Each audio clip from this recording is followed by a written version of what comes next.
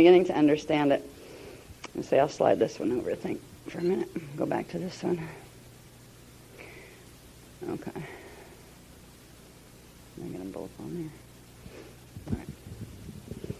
Now, if we look at the correspondences, we see the achatic, polaric, and triadic would correspond with achatic, polaric, triadic, right? Here you have the primal light fields, which is the violet flame, the gold flame, and the blue flame. And this is actually the one that's created first, the blue flame, which is the ki. Then you have the Ra and the She, and that's why we call that the Ki Ra She, primal light fields. That corresponds to D13, 14, and 15 on the second Kathara grid. When we come down here, now these count as rays. All right, D13, 14, and 15, they count twice. They count as 10, 11, and 12 in the 12 domains coming down. So they're part of the stationary fields, but they also have the beginning of some movement, oscillation in them. So they're considered rays because they begin to form arcs.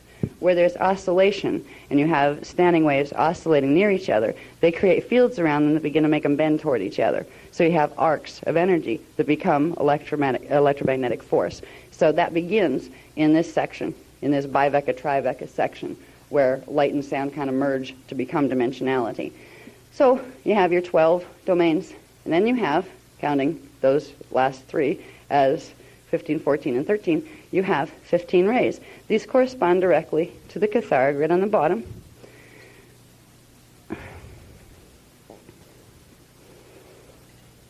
Okay, so you would have, slightly tilted. Okay, you'd have 12. This is density 4. Remember, this is density 5, what we call density 5 on the 15-dimensional matrix, D13, 14, 15. And we go density 4, coming down, D12, 11, and 10, 12, 11, and 10. Right, so they're direct correspondences. Density 3, 987, 987 in that bar. Density 2, 6, 5, 4, 6, 5, and 4 in that bar. And 3, 2, and 1. 3, 2, and 1. Bottom of our Kathara grid. That's where we are. We are here. It's like one of those maps you get in hotels and things. You put a little red X. You know, we are here. We are here. Fire exit here. Okay. So this is the correspondence between this particular list, our way of expressing in writing this information. There's another way to show the same information. And I find this very helpful. It's like a quick reference chart. What I have on this chart, too, is we have the sounds that go with them, like 10 is the ta'a, right? Find D10, it's the ta'a. And here we go with these funny little words. Meons, trions, rheons, new words. We have rayons, ectrons, irons, ionons, dions, myons. We have all sorts of ons. What these units are, these are units of energy that we started out with Partakai, Partake, and Partakam as the original carriers of the Mana, Mane, and Ire force. Now, they begin to break themselves down. They come down, they come together to form chelons, and then the chelons begin to break themselves down to form other smaller chelons. Now, I used the word chelon before when I was originally talking about Partake, Partakai, and Partakam. I said that Partakai, Partake, and Partakam begin to group where more energy is coming in from source, more attention or consciousness comes in from source, and it begins to group by like mathematical programs. So Partake will attract to Partake, Partakai will attract to Partakai, and Partakam will attract to Partakam. They build up to form first one-dimensional, then two-dimensional Partakai grids, and then they finally build up to form three-dimensional Partakai grids that form crystallizations called chelons, right? So that's where that word chelon fits in. Chelon becomes important because it's a word that's used to express the quantity of consciousness thrust contained within a thing or a unit. Just like here on Earth, we use the concept of watts to express electrical content, like we have a 20-watt bulb or we have a 40 or a 60-watt bulb, that kind of thing. It tells us how much electrical juice can flow through there and how much light we're going to get out of that. Well, chelons are in a similar way. They can be considered in a similar way. How much consciousness does a thing have in it? How much consciousness thrust or force or life force does it have in it? Chelons are a measure of life force. Now, chelons break down into various different types. Now, the currents, as we come down, We broke into sound fields that were vibration fields. They became light fields. They didn't go away. They stayed there. The sound fields stayed there, and from them emerged the light fields, and they stayed there. From them emerged the breakdown that takes you into dimensionality. Each of those dimensions stays there. It doesn't like start here, disappear here, and then come here and lost what it was up here. It replicates what it is and then breaks the replica down. So it's a constant process of the original stays, replicates itself, and then breaks itself down or steps down to the next level to make the next type of currents. So these currents of frequency, the acadic to the polaric to the triadic, and working down to the light fields, and then down to each level of the dimensional fields, these are specific currents that have specific Kilon counts. They have a specific amount of particae, and particae units within them that group to form Kilons, and there's a specific amount of Kilons within each one. Now, we're not taking it to the level of detail. We're going to analyze how many Kilons are each one. We were getting part of that chart, and I just said, not for this one, please. Is it really, really necessary? And they said, no. And I said, good. Because it's it gets to be really complicated. There's a formula that you use to break them down, and I figure we'll get to that hopefully by next century. But anyway, yeah, I mean, that was tough. Because there's a certain mathematical formula that's used, and I forget what it is. It's a simple formula, but it's one of those that can make a dyslexic. That wait a minute, does it go this way or that way? And it's not worth getting into right now. But we can understand Kilons. Kilons will become more important. The word will become more important as we move into understanding a little bit about Merkaba and then understanding about the God worlds, because Kilon count has to do with accretion level in the DNA, which means how much frequency the DNA template can hold and how much it is holding at the moment. That becomes important when you want to know what gates you can go through and what gates you can't with the DNA that you've got.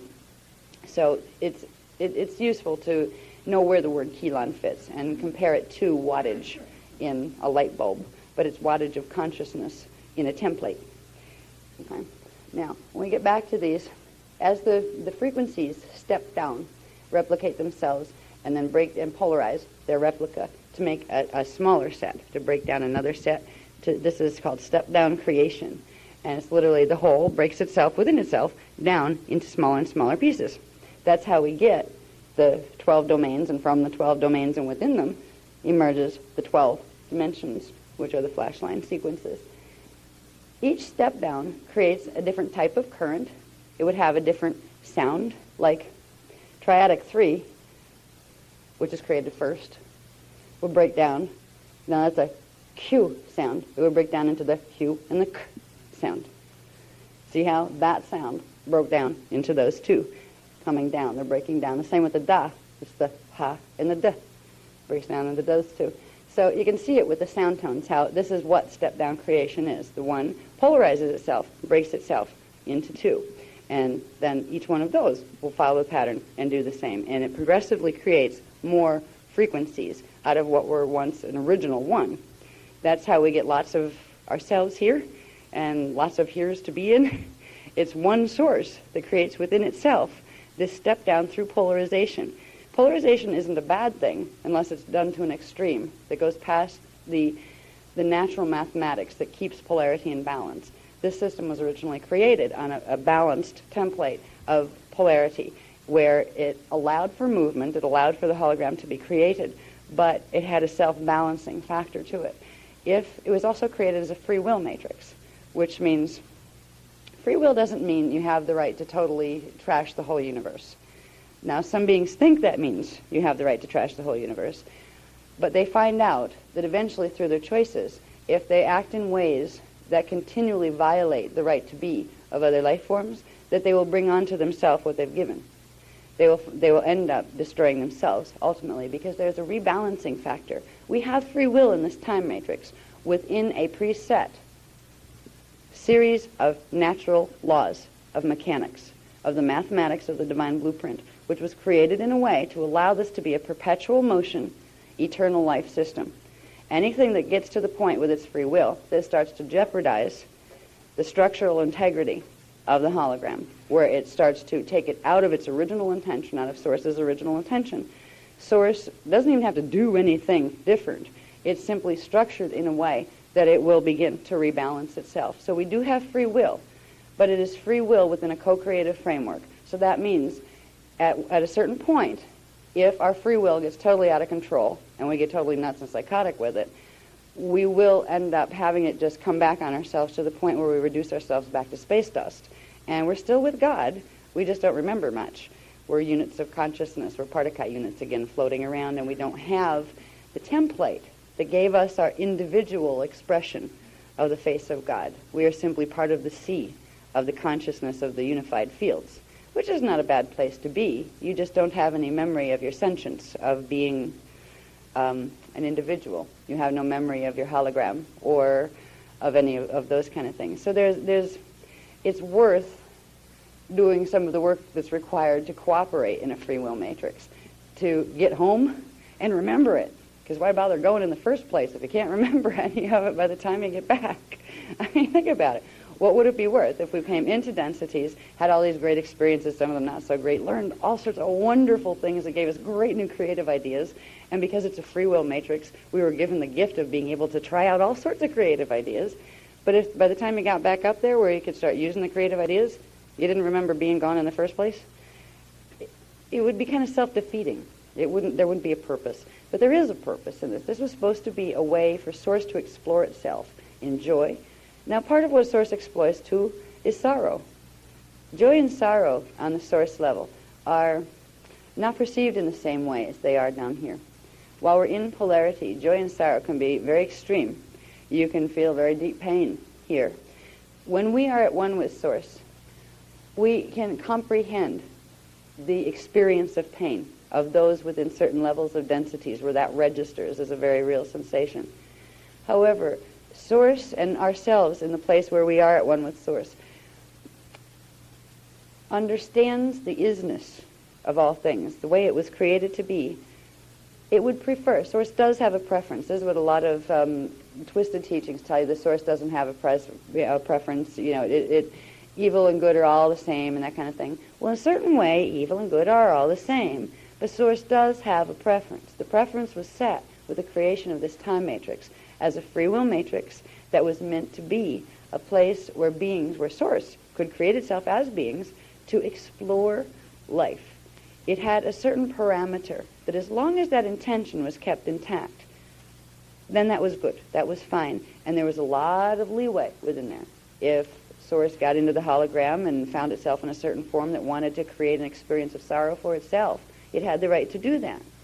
However, if things got out of control and certain groups of Source that forgot it was Source decided they were going to inflict themselves on other groups of Source who knew they were Source and wanted to create a different hologram, Source would rebalance. There is a preference for goodness. Source isn't indifferent. It would be sad if Source was indifferent. If God was indifferent and didn't really care if fallen angelics, trashed this time matrix and sucked it into a black hole, if they didn't care if people were tortured and brutalized, if Source didn't care about what its parts felt down here. Source knows we're a part of itself. If your toe hurts, you know it. It disrupts your day. You know what I mean?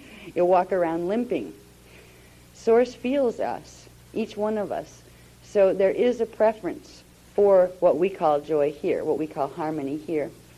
Source also has a huge tolerance for allowance, because allowance is an honoring of the free will gift that was given in the first place. And there's a part of us that exists within Source, that there's a great victory and a joy felt, just like a parent, perhaps, raising a child. And you watch that child come to the point where you don't have to control it.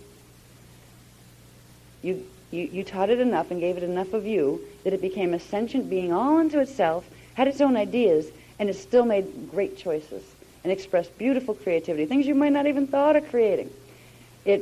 As a parent, that child can bring you such great joy when you watch it carry the life force.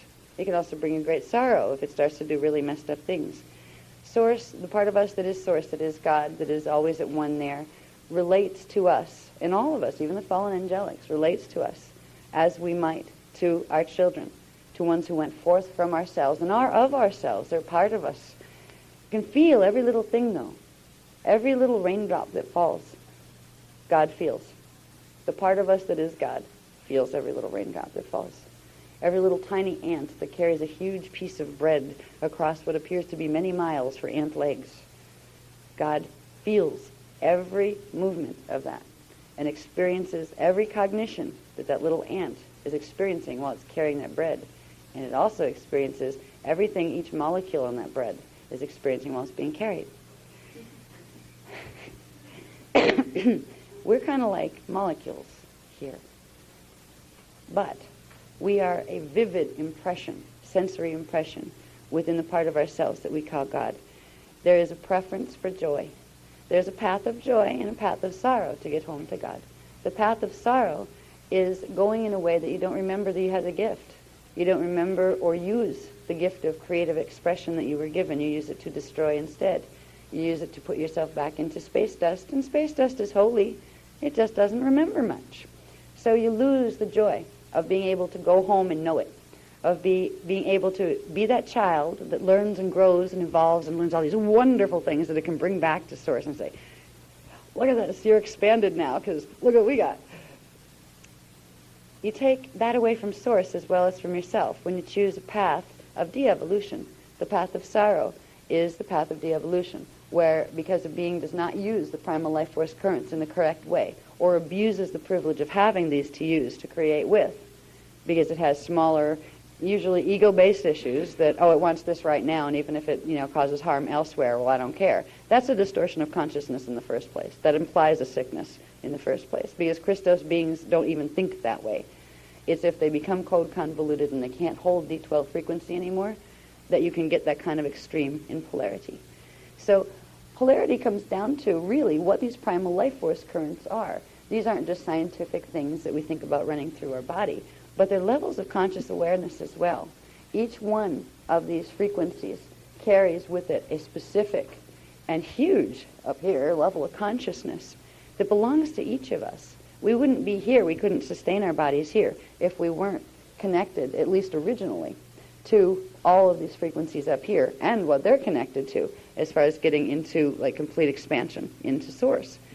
So when you have fallen beings, they sever their connection at one of these levels, which means it's really easy to sever an electromagnetic connection when you think about it. Think about magnets. You put two electrical charges, positive electrical charges together, and they push away from each other, and they break the link. They won't allow the arc of energy to continue. You need to put the positive and the negative poles together to allow a clear circuit to open up.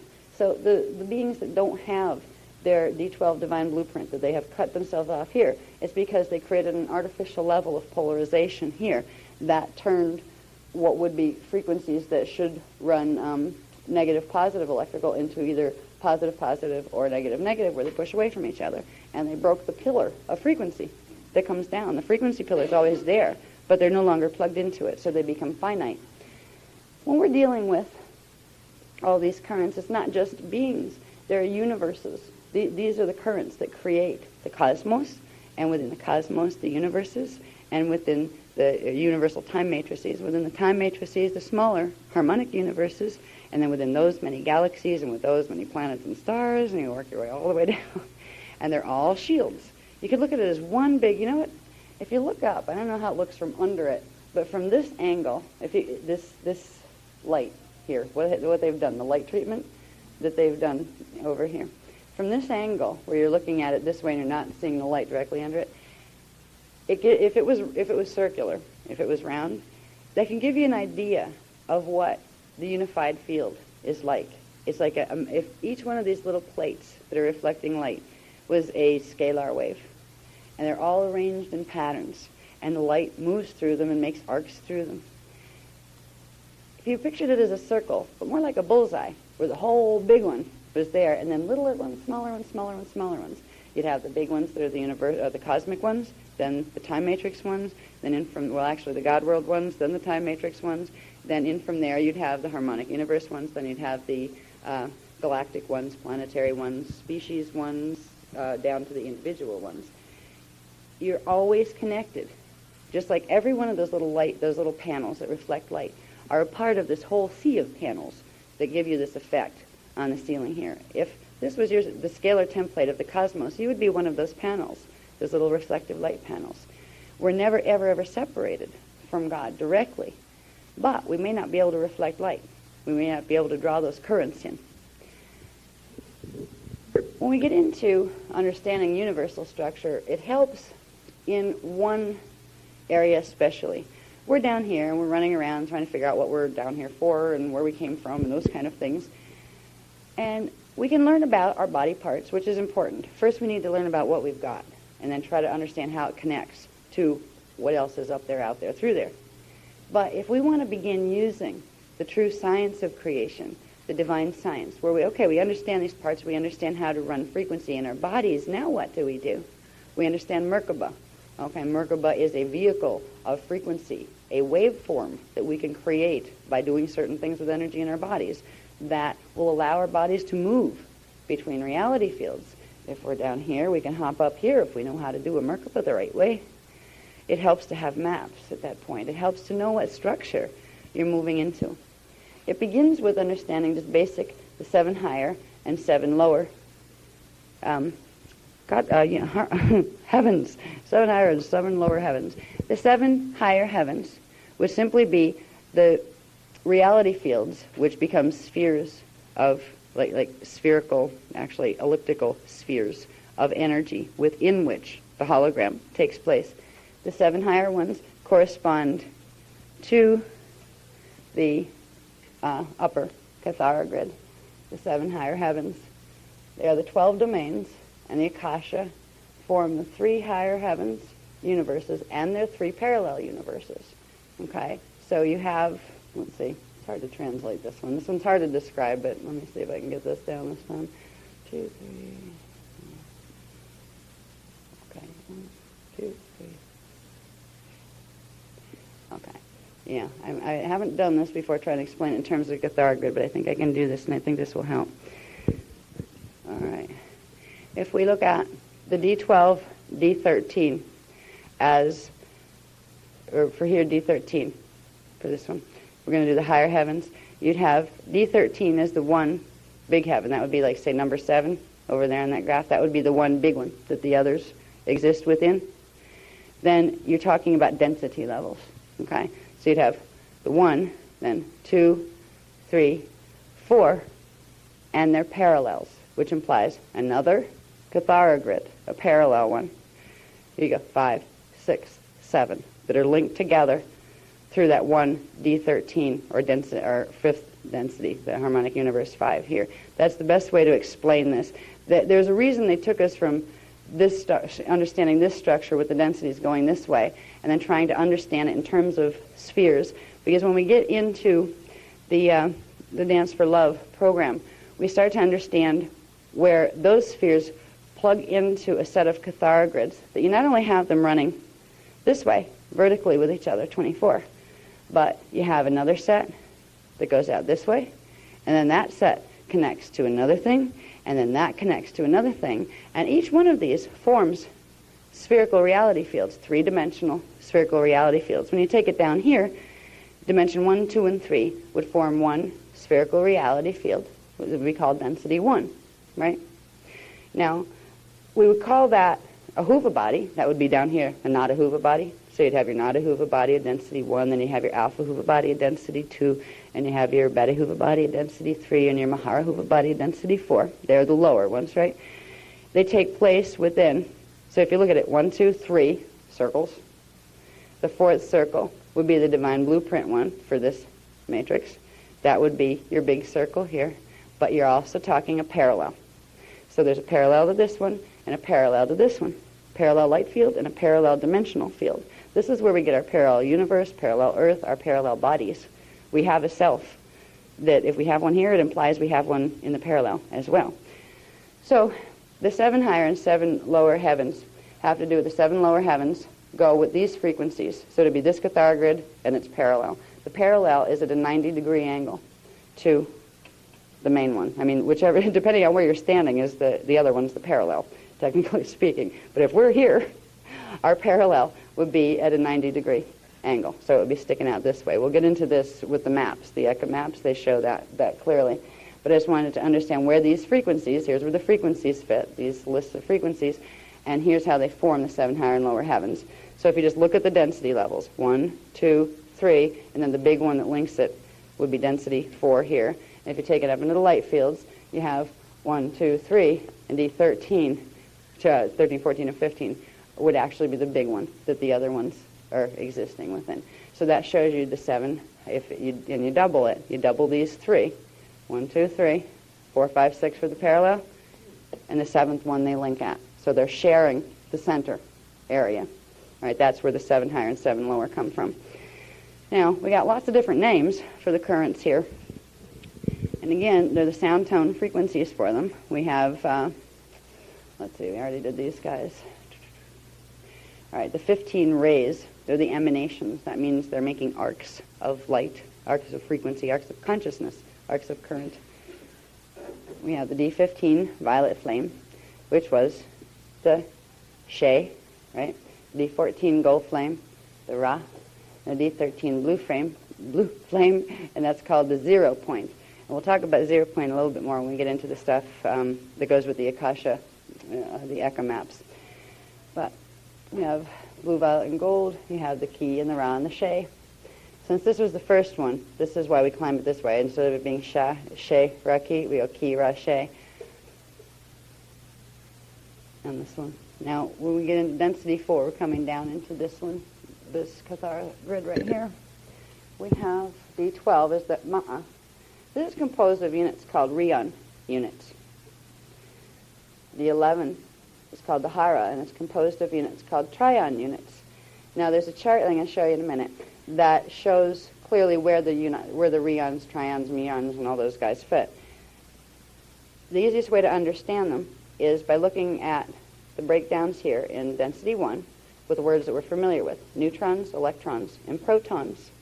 The protons, I believe, are the Irae expressions in density 1. The electrons, no, wait a minute, electrons are positive charge, no, they're negative charge, yeah.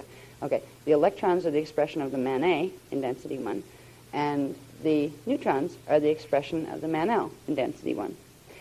So if you take that up here, you get the same thing. These are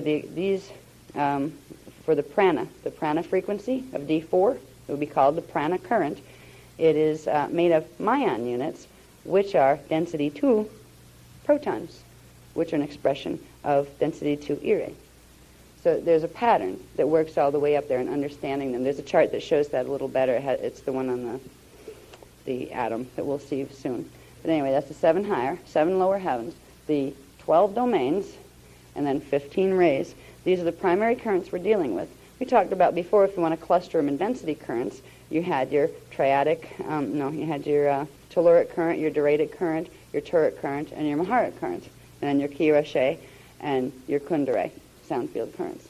So it's always expressing the same thing, but breaking it down into more levels of detail. This is another level of detail, taking it down from the triadic phase currents that we talked about. This is naming each one of the currents. But it helps to understand when we look at things that are out there in the world. We have Reiki, for example. Rei, Ki. These are the currents that are being used. It's D2 and D3 current, neutrons, and electron current. It's using a Manu and a Mane current. That's Reiki. There are names of things out there. Prana. I mean, you hear about prana and some of the Oriental things. Prana is the D4 current. You hear about mana in some of the Hebrew traditions. Mana is the D5 current that they're talking about. You hear about some interesting things that have names like Maitreya. These are personifications of currents that are being used, and at times there are certain beings of fallen angelic origin that like to use the names of currents and personify them as if they were people. They're bending sound and light frequencies. So there's a lot in a name, as they say, but these are the primary sound, audible sound tones that go with each of these dimensional currents. Current goes. Because the way we live down here now is very, very primitive to the way we used to live. We used to live in a much more advanced way because we understood all of this and a whole lot more that this is a part of. Now, we also are back to where we are right now because there were certain beings on the planet that heavily abused the privilege of having this knowledge, because it's like a gun. Guns aren't bad in and of themselves. It's what you do with them. You can use it for target practice, so you get good at hitting a baseball, because just shooting a gun at a target helps to get your eye-hand coordination, or you can use it to go kill somebody. It's not the technology that's the harmful thing. It's the intention and the use that it's applied to. And this knowledge was heavily abused in Atlantis, and there was horrible, horrible things done. This knowledge is the knowledge of genetics as well, as I'll show you in a minute when we get into the graph that shows you the atomic structure and how these currents flow very specifically, or how they're supposed to flow very specifically through the atomic structure. You start understanding these structures, you start understanding how and what parts of DNA, of atoms, that you can mess with. And if you don't have a good intention, you could create real messes. There were a whole fleet of things that were called things that were created in Atlantis. And I really get nervous now when I see bald chickens on the TV, because that's just the beginning. Bald chickens, clone sheep, they're the little beginnings.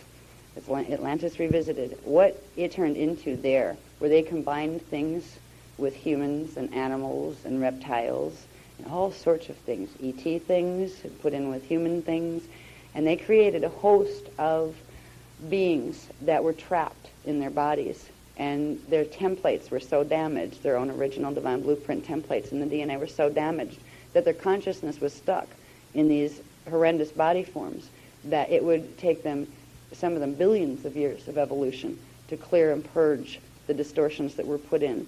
And there were all sorts of experiments done on the good guy's side trying to fix them. Like trying to say, okay, we can try a bioregenesis experiment here, let's try this. They were trapped, and they still are. There's still a lot of them. A lot of people here. Do you ever notice with some people, I've only noticed this with a few people, and I don't notice it very often, but there are some people that make you honestly think that maybe Darwin was right. I mean, they come in all colors and shapes and sizes, but there's something about the features that they look very like Neanderthal or Cro-Magnon or something. You can really see the ape influence. These are people that were probably human souls to begin with in Atlantis, but got caught up and taken in by the corrupt priest caste that were running the Atlantean healing temples.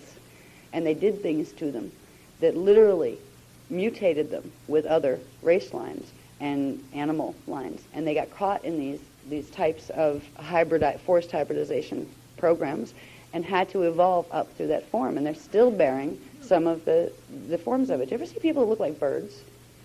I've seen a few people, I mean, just their features are very, very bird-like. They tend to be very thin, and they tend to be quite tall. But they have these very funny noses and just very bird-like people. They're pretty cool. But the bird people were part of some things that were done in Atlantis, too. There was a race called the Rio Patoria that were a guardian race, and some of them were captured.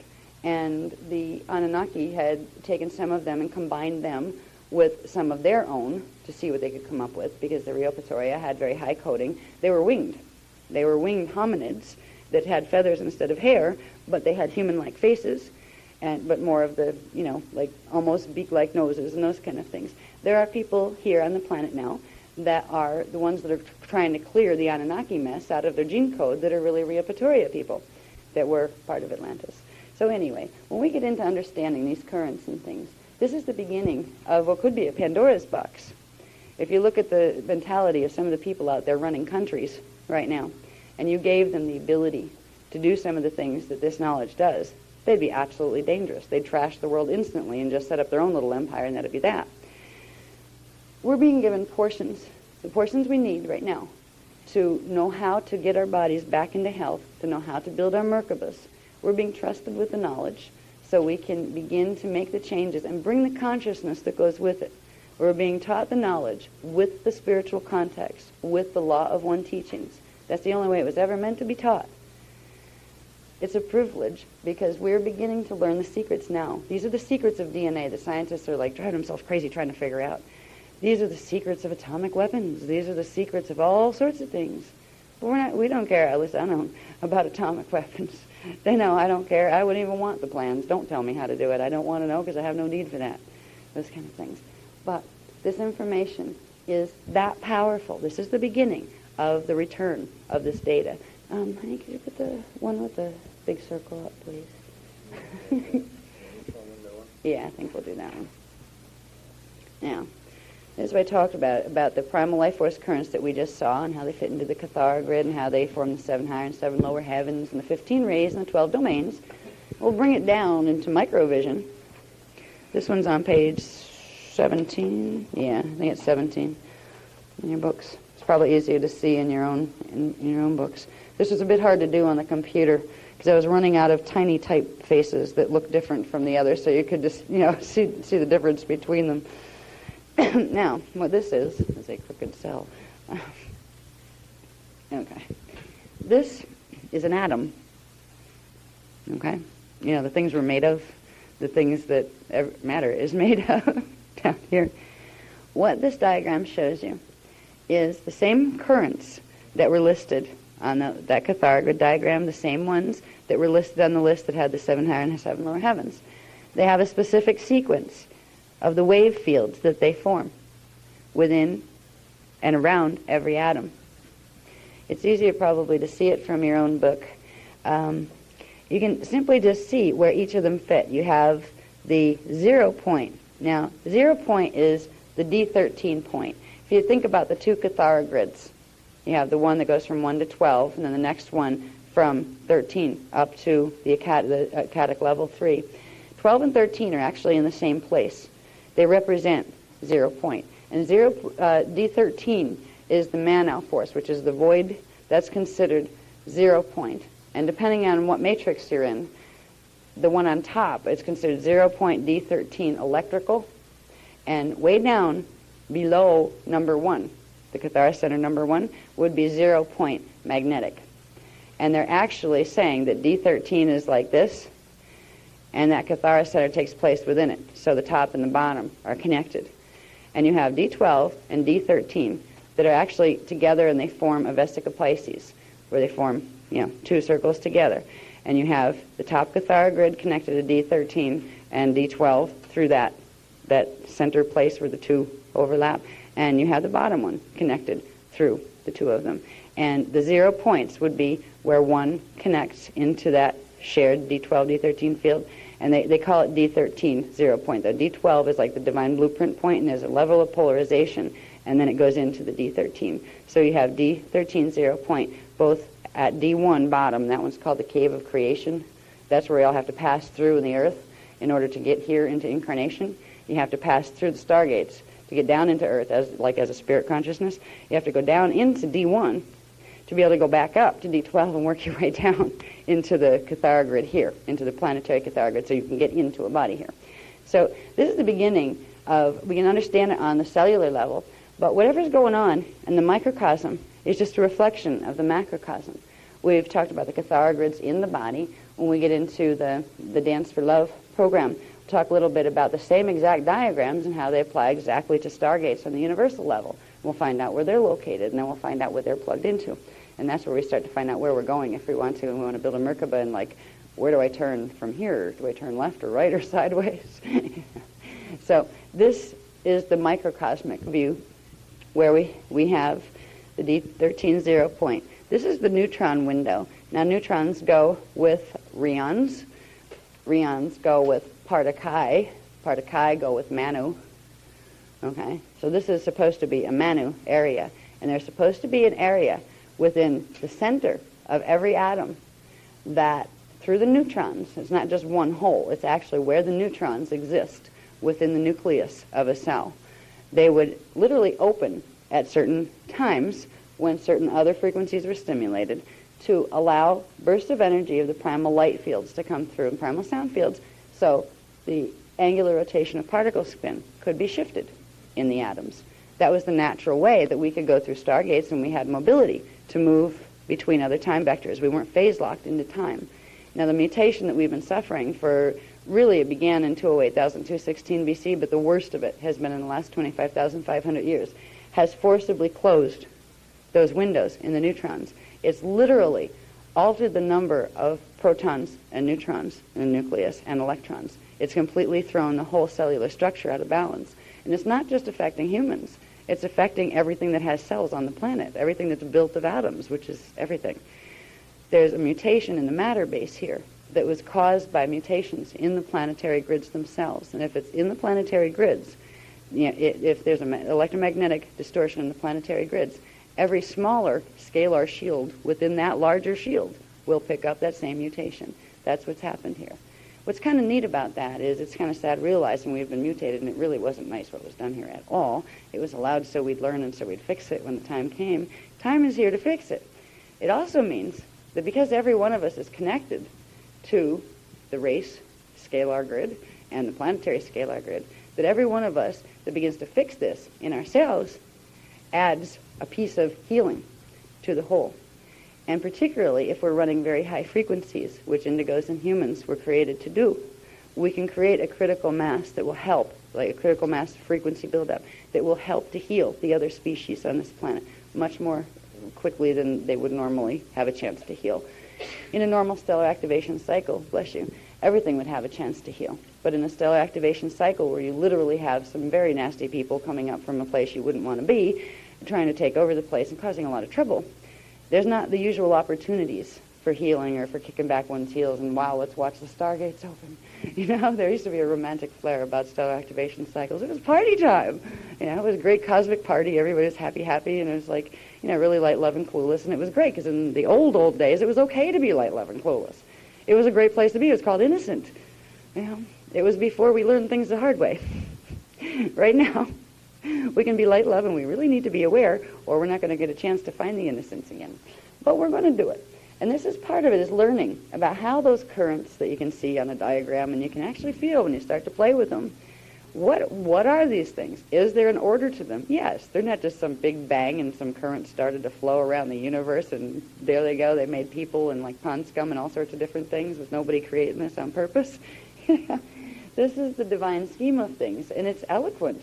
And it fits so very, very well together. I mean, heck, I couldn't invent this. I would say, jeez. I remember somebody says, oh, you just made it up. So she knows how much you know. Gee, thanks for the compliment, but I hate to tell you, I'm not that smart. I struggle sometimes. To go, where did that go? What was that connected to? What was that word? So there's definitely an order here that's being returned to us. We did all understand this once upon a time. The neutron windows are connected to the other life force currents that flow here. Now here is the graph, the diagrams I was telling you about. On this diagram, you can probably see it better on yours, it lists the matter density level, which shield it's a part of. Remember, we have our density 1 telluric shield, density 2 doritic shield, that kind of thing. Okay. It tells you which started from the Irae, Manae, and Mano, which are protons, electrons, and neutrons. Now, they started from these. And they actually went from high to low. But Ray 1, D1 is Chi. That's out of the Irae. So if you follow these lines across, you get Irae, Ray 1, D1, density 2, Ray 4, Prana. They're myons. Over here they're protons, now they're myons. You're still on Irae, right? Follow it horizontally. Density 3, Ray 7, Mira, Irons. Okay, followed over density 4, Ray 10, Ta, Mejans. Here's where we get into words. Trion, Mejans. Trion, Mejan fields. This becomes important because this is what radio bodies are about. And radio bodies are the tissue capsules. You could call them tissue capsules that surround the Hoover bodies. They're like the programming centers. If you have distortions in the radio bodies, you will have the Hoover bodies beneath them or within them will follow the same pattern. We've had massive radio body distortion on a planetary level on this planet. So all of our radio bodies are carrying distortions. As we work with the mathematics that are contained in the codes, and the Vecca codes and the Eka codes, they are restoring the original mathematical imprint. It is the Vecca codes, you can't even use them without running D12 Christos frequency. You can't even activate them.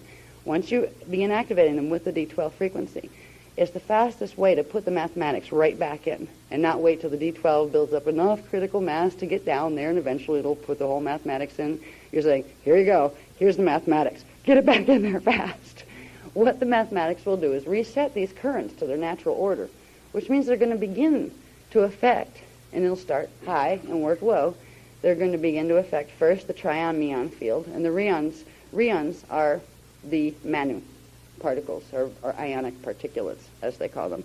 And then they're like the density 4 neutrons. All right. So if you see, you can read these charts horizontally. You can also read them vertically, where this tells you what's in density 2, this tells you what's in density 3, this tells you what's in density 4, and that tells you more about the more complicated stuff up higher. Yeah. I don't think I need to do that quite yet. I will, though. I hate to leave stuff out. Okay. Okay. Thank you. All right. On the graph, these black star things, these are the currents in every atom, including the one in the center, that are blocked because of the mutation in the planetary grids. Our cells have been mutilated, basically, because the currents are shut off. It's not that the currents don't exist. It's that they were shut off from the planetary grids, so nothing on the planet could pull them. Because we were able to get D12 frequency back on this planet in January of 2000, and that was by no small feat. It was really strange from this end. There was a little group of Azurites, not quite knowing what it meant to be Azurites yet, and they're going, well, they asked us to go do this. Okay, let's go march around in a circle on the beach and sing "O May Da."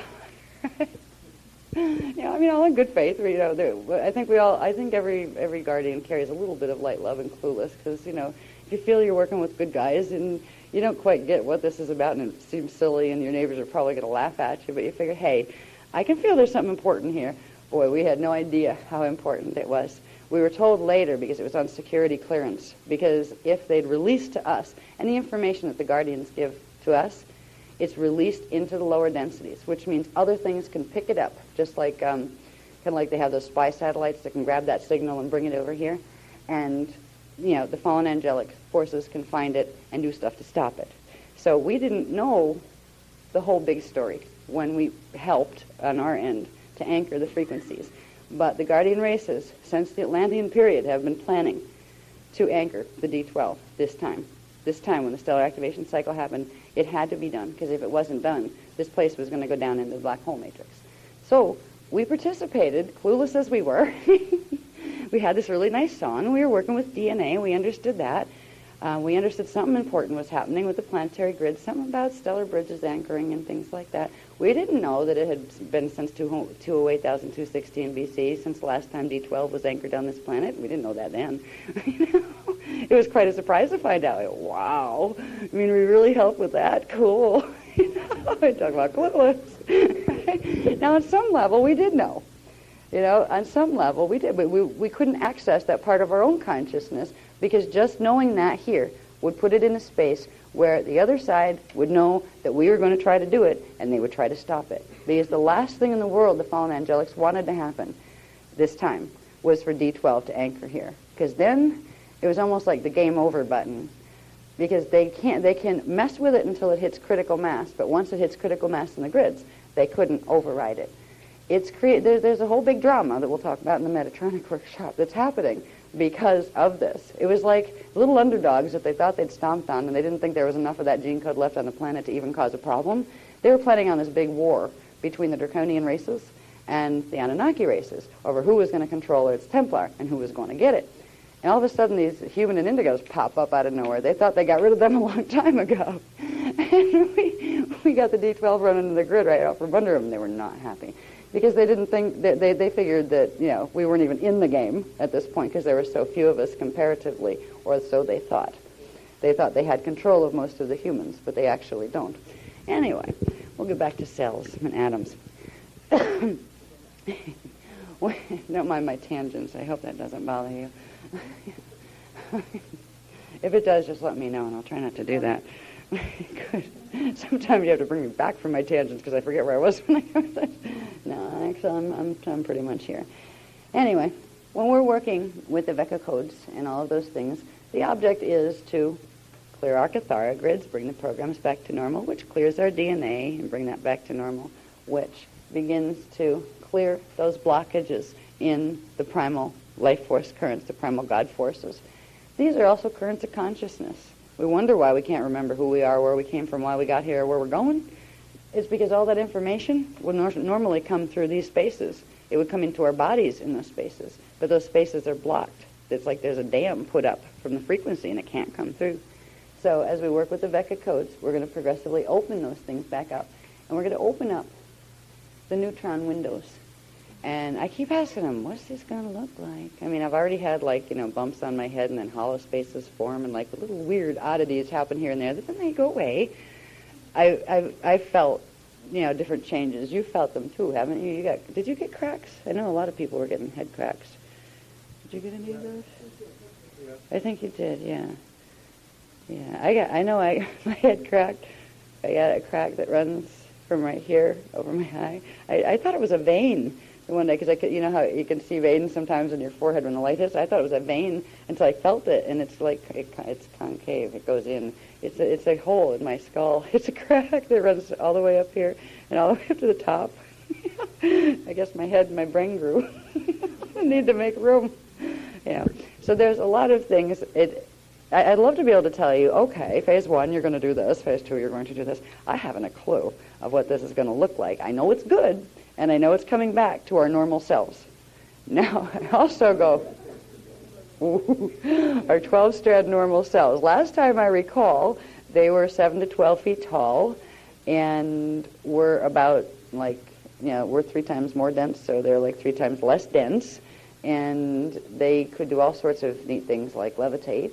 And they had elongated skulls and very large eyes, like kind of pretty cat-like eyes. That was the classic Lyran Syrian human eye shape. You kind of like get out of bed in the morning and look in the mirror. Okay, yeah, still me. Now, I've noticed changes in weight and stuff. I'm just going, like I'm supposed to get more control over my body. I feel like it's totally running amok. But I can also feel that there's clearing cycles happening. So there's a place where you just got to, loosen up with your body.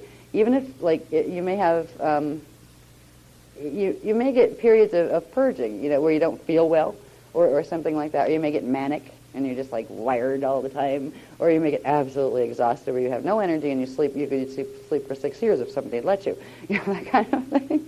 That's usually when you're very, very busy on the other levels of existence and you have other things to do while you're circuiting yourself down here.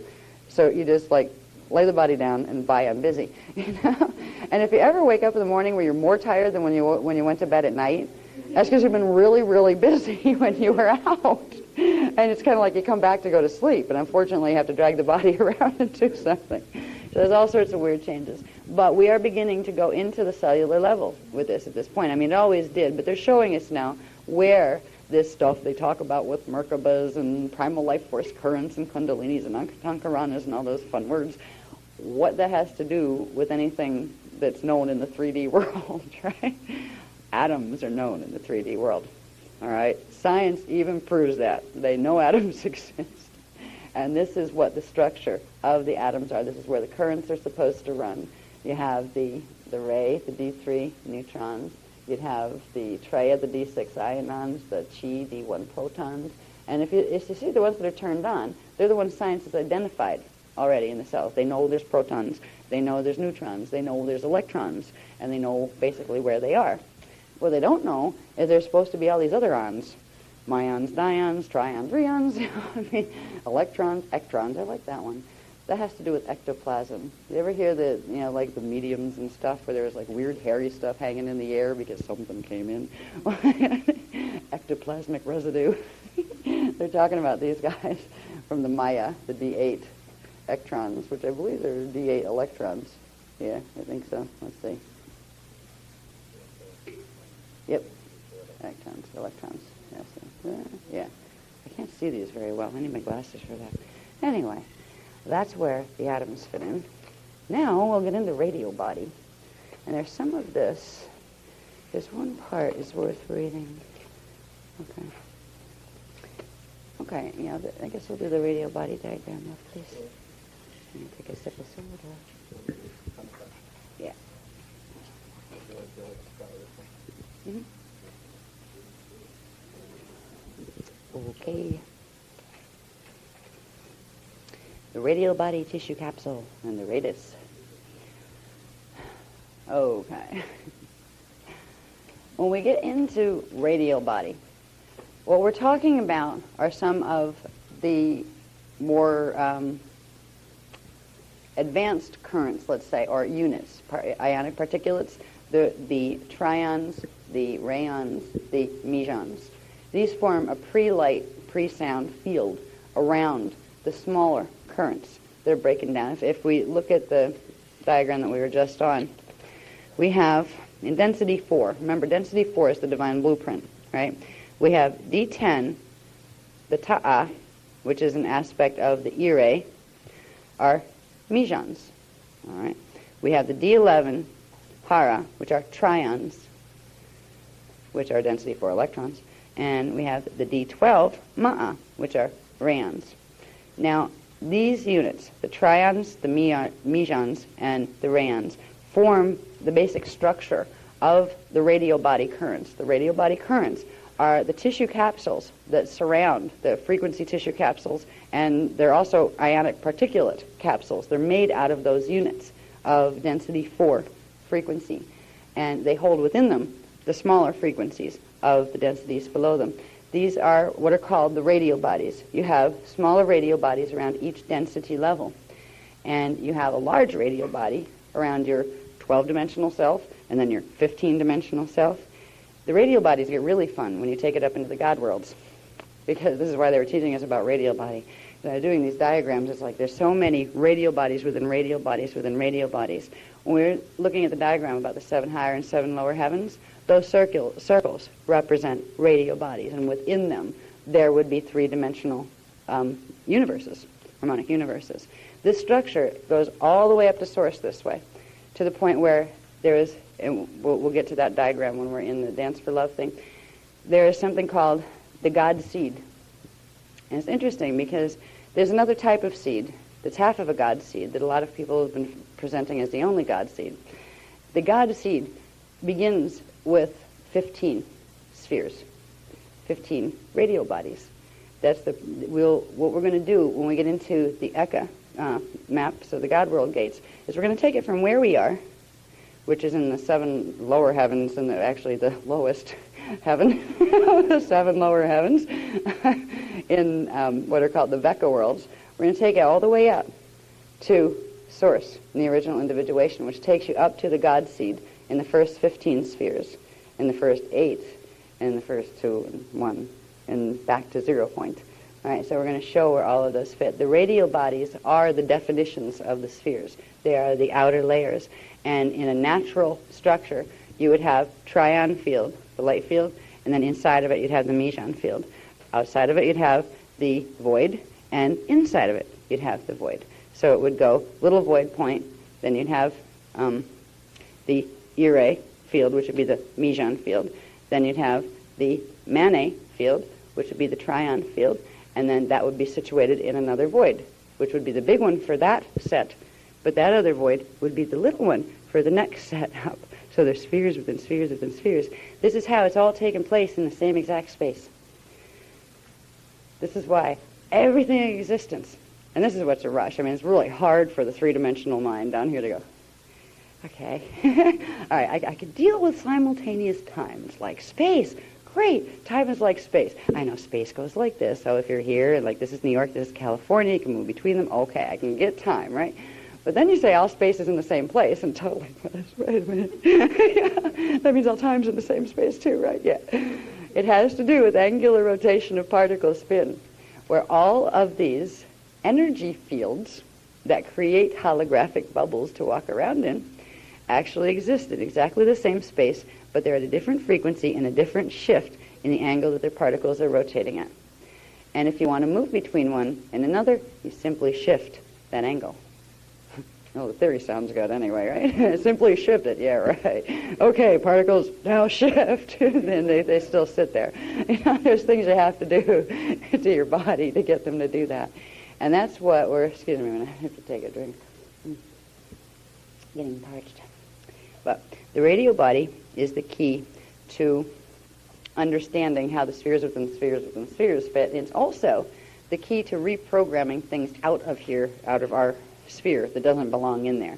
Right now, we're running a script a script that is run through the planetary grids. It's connected to the planetary radial body, because planets have a radial body, galaxies have a radial body, universes have radial bodies. If there's a distortion in the planetary one, the galactic one, any of those, that distortion will be reflected in the radial bodies of everybody around, in those systems. Now, the radial bodies serve an important part in the manifestation process. They're almost like as if you were standing in a bubble, and your consciousness through the vessel or the projector of your body form is projecting a holographic beam out. Now, the contents of your DNA template and your scalar template are like the film. Whatever's in there is going to be the image that comes out here. And the out here is the screen that it gets projected on. The radio body is the screen that bounces back to you. The content of what's inside of you makes it look like it's outside of you.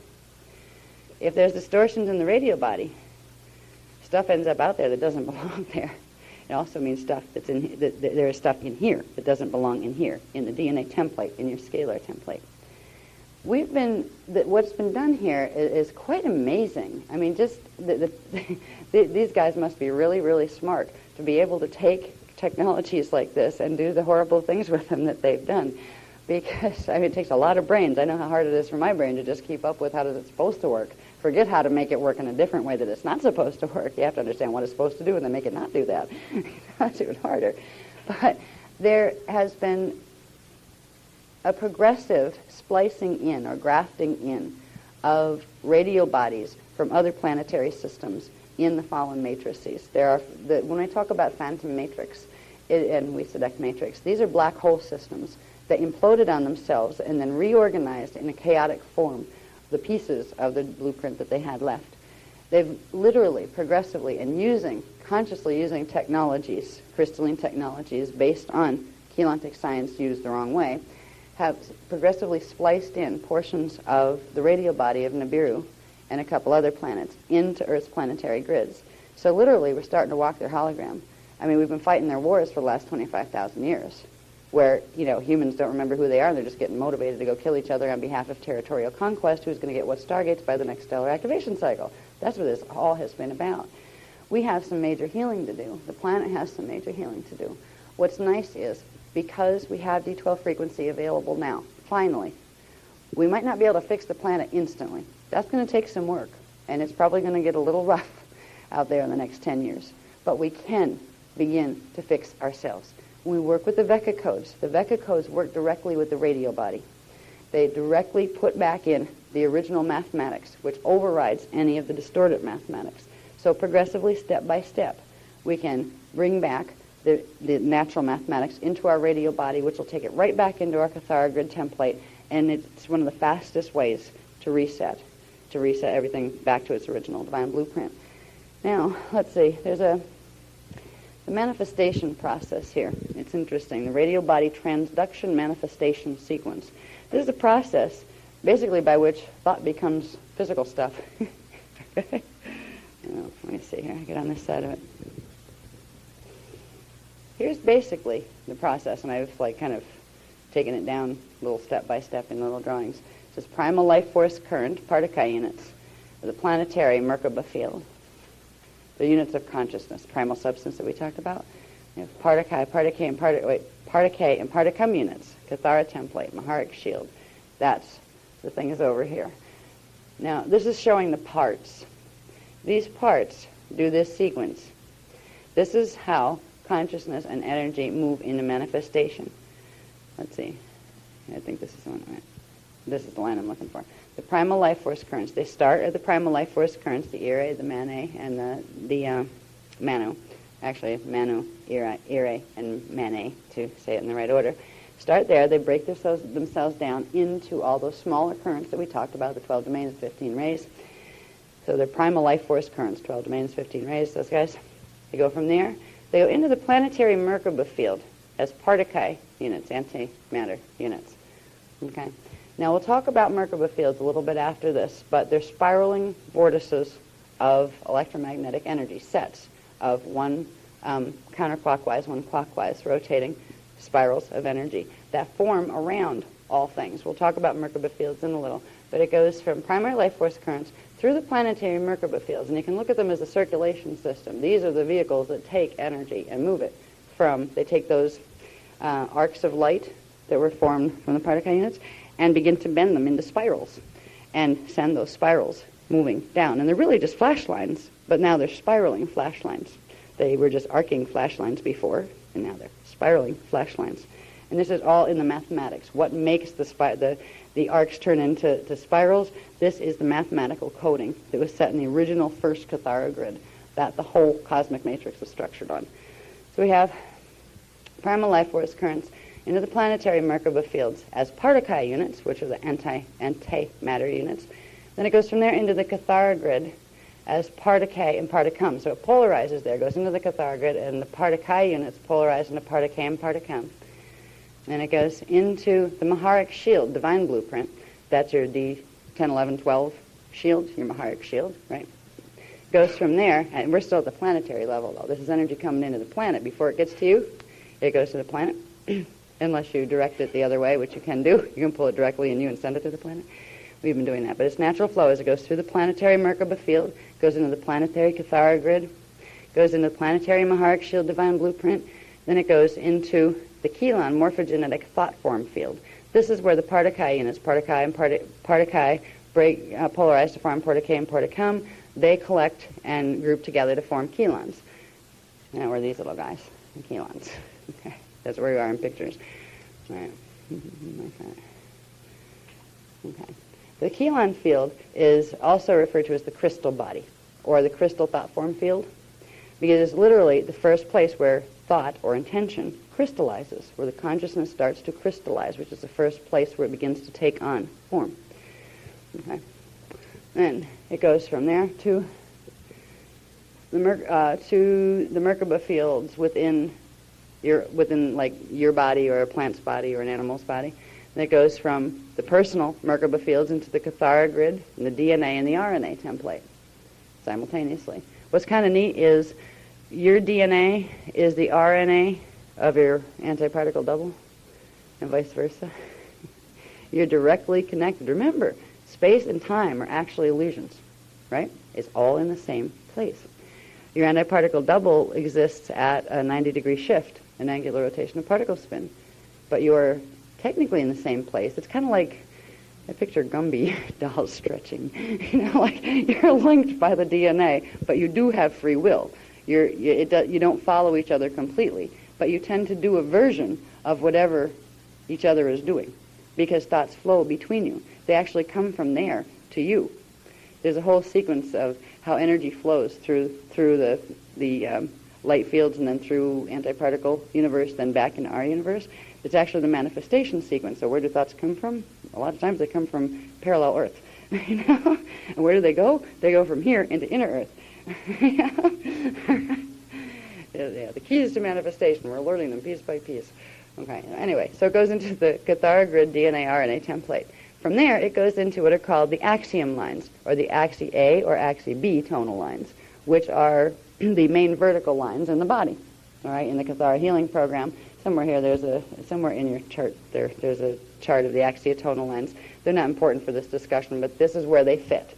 So it goes from, you have the thought form field, the Kelon morphogenic thought form field, to the Merkaba fields, your personal Merkaba fields. They send it down into the DNA RNA template. They send it into the axiotonal lines, the axiom lines. You have axis A tonal lines. Your antiparticle double has axis B tonal lines. Okay? That sends us from there into the Huva bodies, from there into the auric field, from there into the chakras and meridian lines, which are the smaller, more intricate things that are built on the axiotonal lines. They're like the body's ley lines, like the planet has ley lines and the body has meridian lines. They're equivalent. Goes from there, from the meridians, into the trion miage field, 5 radial body levels.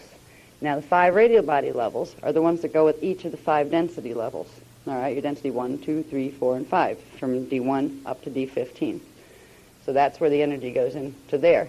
Then it goes from there into what are called radius, which are like little rivulets that each of the 5 radial body levels has. Takes the energy, takes it from the radial body levels, where it's circulating, big circular energy, into these little radial things like little streams, tributaries. Goes from there, breaks it down, the radius, break it down into myons and dions, ionic particulates. So here it's coming down in densities. It's stepping down, going from primal life force currents that started out as partakai, then they went into partaK and partachem, and then they went into chelons, and they went from there through this series of things, through the radius, where they come out as myons and dions. They step down through all those stages that we showed in the two Cathara grids, from each level of units of energy down into that. Once they're myons and dions, which are all of those ion things are called ionic particulates, it goes into what's called the strong and weak nuclear force and electromagnetism. They are the basic forces of nature that science here has identified it exists, but they're not quite sure exactly what makes it exist. They just know what certain units, what particles seem to carry that force, but they don't know why or where it came from. All right, it goes from there into quarks, muons, mesons, subatomic and atomic particles and antiparticles. It goes from there into the blueprint translation into nuclei, molecules, elements, compounds, chemicals, chemical DNA template, and chemical lens of the manifest body form, manifest hologram. This is the chemical lens. This is the lens of the projector that these frequencies move through. They come out and bounce off the radial body. I mean, we're literally generate our own bubble, right? Our own projection screen around us. We don't see the screen, but our consciousness comes through like the beam of light in a projector, passes through all these phases, like the light's breaking down into different things, taking the image that's stored in the DNA and the scalar template and projecting it right out there, and it bounces back because it's curved, right? We're inside a sphere.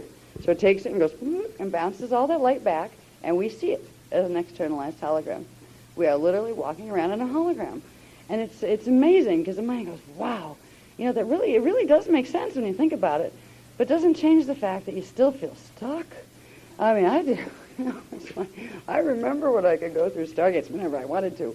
It's like right now I'm still struggling to figure out if I can get my DNA back to function by the time they open, open. But this is the process called the transduction sequence.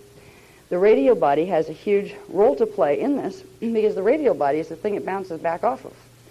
All right, this is your screen, your bubble that you're walking around on the inside of, and if there's something wrong with that, it's going to distort whatever light gets sent to it. So even if you send it a pattern, and the pattern might not be too bad, if there's bumps and twists and things in that body that don't belong there, did you ever project an image onto like a cracked wall?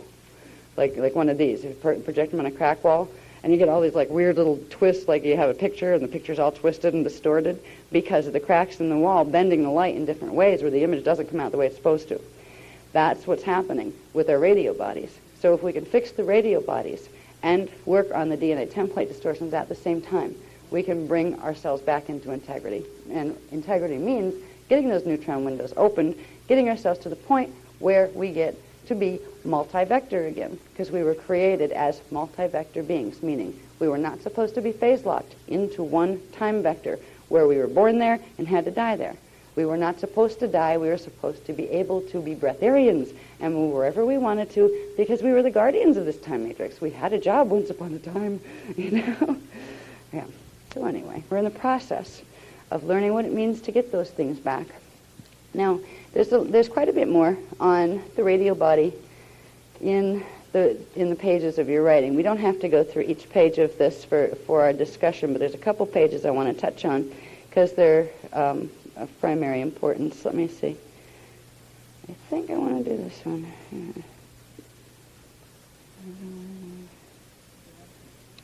I'm on page 20. There's a couple of points on there that are worth touching, I think. I think I'll just read them to you from here, because it's easier for me to read from the book than try to read small print from up there. It says, from the planetary Merkaba field, rhythmic pulses of consciousness, of conscious primal life force currents, enter the species and personal Cathara grid core template as primal units of partakai. Within the Cathara grid template, the partakai units pick up the mathematical geometrical program from the Maharic Shield Divine Blueprint template. They polarize it to form partakam and partaK units, then accrete, or pull together, to form three-dimensional electromagnetic partakai grids called chelons, or chelon grids. The chelons group together mathematically, forming complex templates of crystallized chelon codes, or chelon thought crystals, which create a mathematically encoded three-dimensional morphogenetic field. Keelan thought form field, or Keelan crystal grid. That's what we refer to as the crystal body. So this is showing you more specifics, like, you have the words that walk you through all this. If my words weren't perfect, the writing usually comes out better. So it's in there if you need to research that further to make it more sense in your own mind for you. This is interesting thing.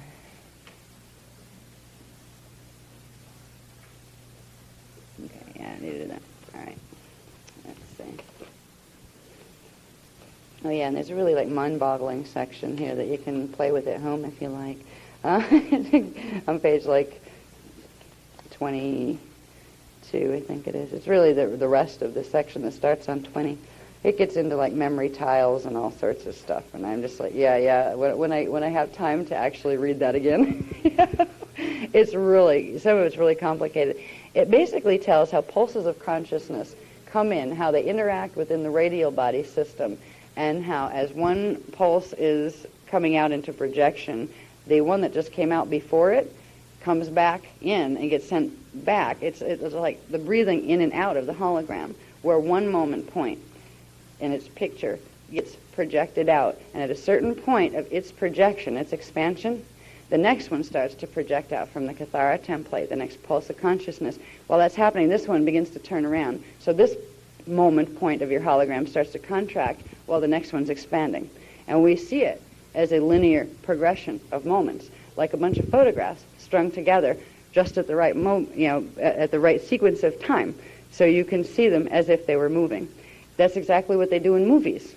I mean, when we watch movies, you can really tell when they were trying to figure out what the timing was with the old movies, because everybody's walking around like stick figures. They didn't quite have the natural time down as far as how many frames per second you were supposed to run through the projector. How fast you run the wheels on the projector, how fast does the film need to go through to make it look normal, right? Well, we are doing the same thing. And this little section kind of explains to you how the imprint is left as a memory tile and the radial body. It's really complicated. But the radial body is basically the projection screen. One pulse of consciousness comes in. It comes in through that process, that transduction sequence that we just went through. It comes through the Kathara grids, the Merkaba fields, through the Kathara grids, through the whole process, and then comes out through the DNA template, pops out here, and as that's coming out, the other one's starting to come in, and as this one hits the body where it's starting to come this way and up, this one's coming back. So you have a consistent hologram where you don't see that there's actually a space between moments. And what's really happening is we flash off between moments. The whole hologram goes away momentarily, but it's so fast and so slow at the same time. Compared to the levels of consciousness we're using here, we don't perceive it. We actually disappear, completely go back into the Manau, and then completely come back again with the new hologram. So not only does our hologram disappear between those moments, but so do we. And then we forget that we did. By the time we get back here, we don't have any memory of the fact that we flashed off. We went into vibration. We went from being in oscillation. As long as we can see ourselves, we're oscillating. All right, we are in a light form. We have the sound form too, but as long as we have image, visual, you can look in the mirror and see yourself. You can look down and see yourself. You are oscillating. If you were just vibrating, you'd only hear yourself.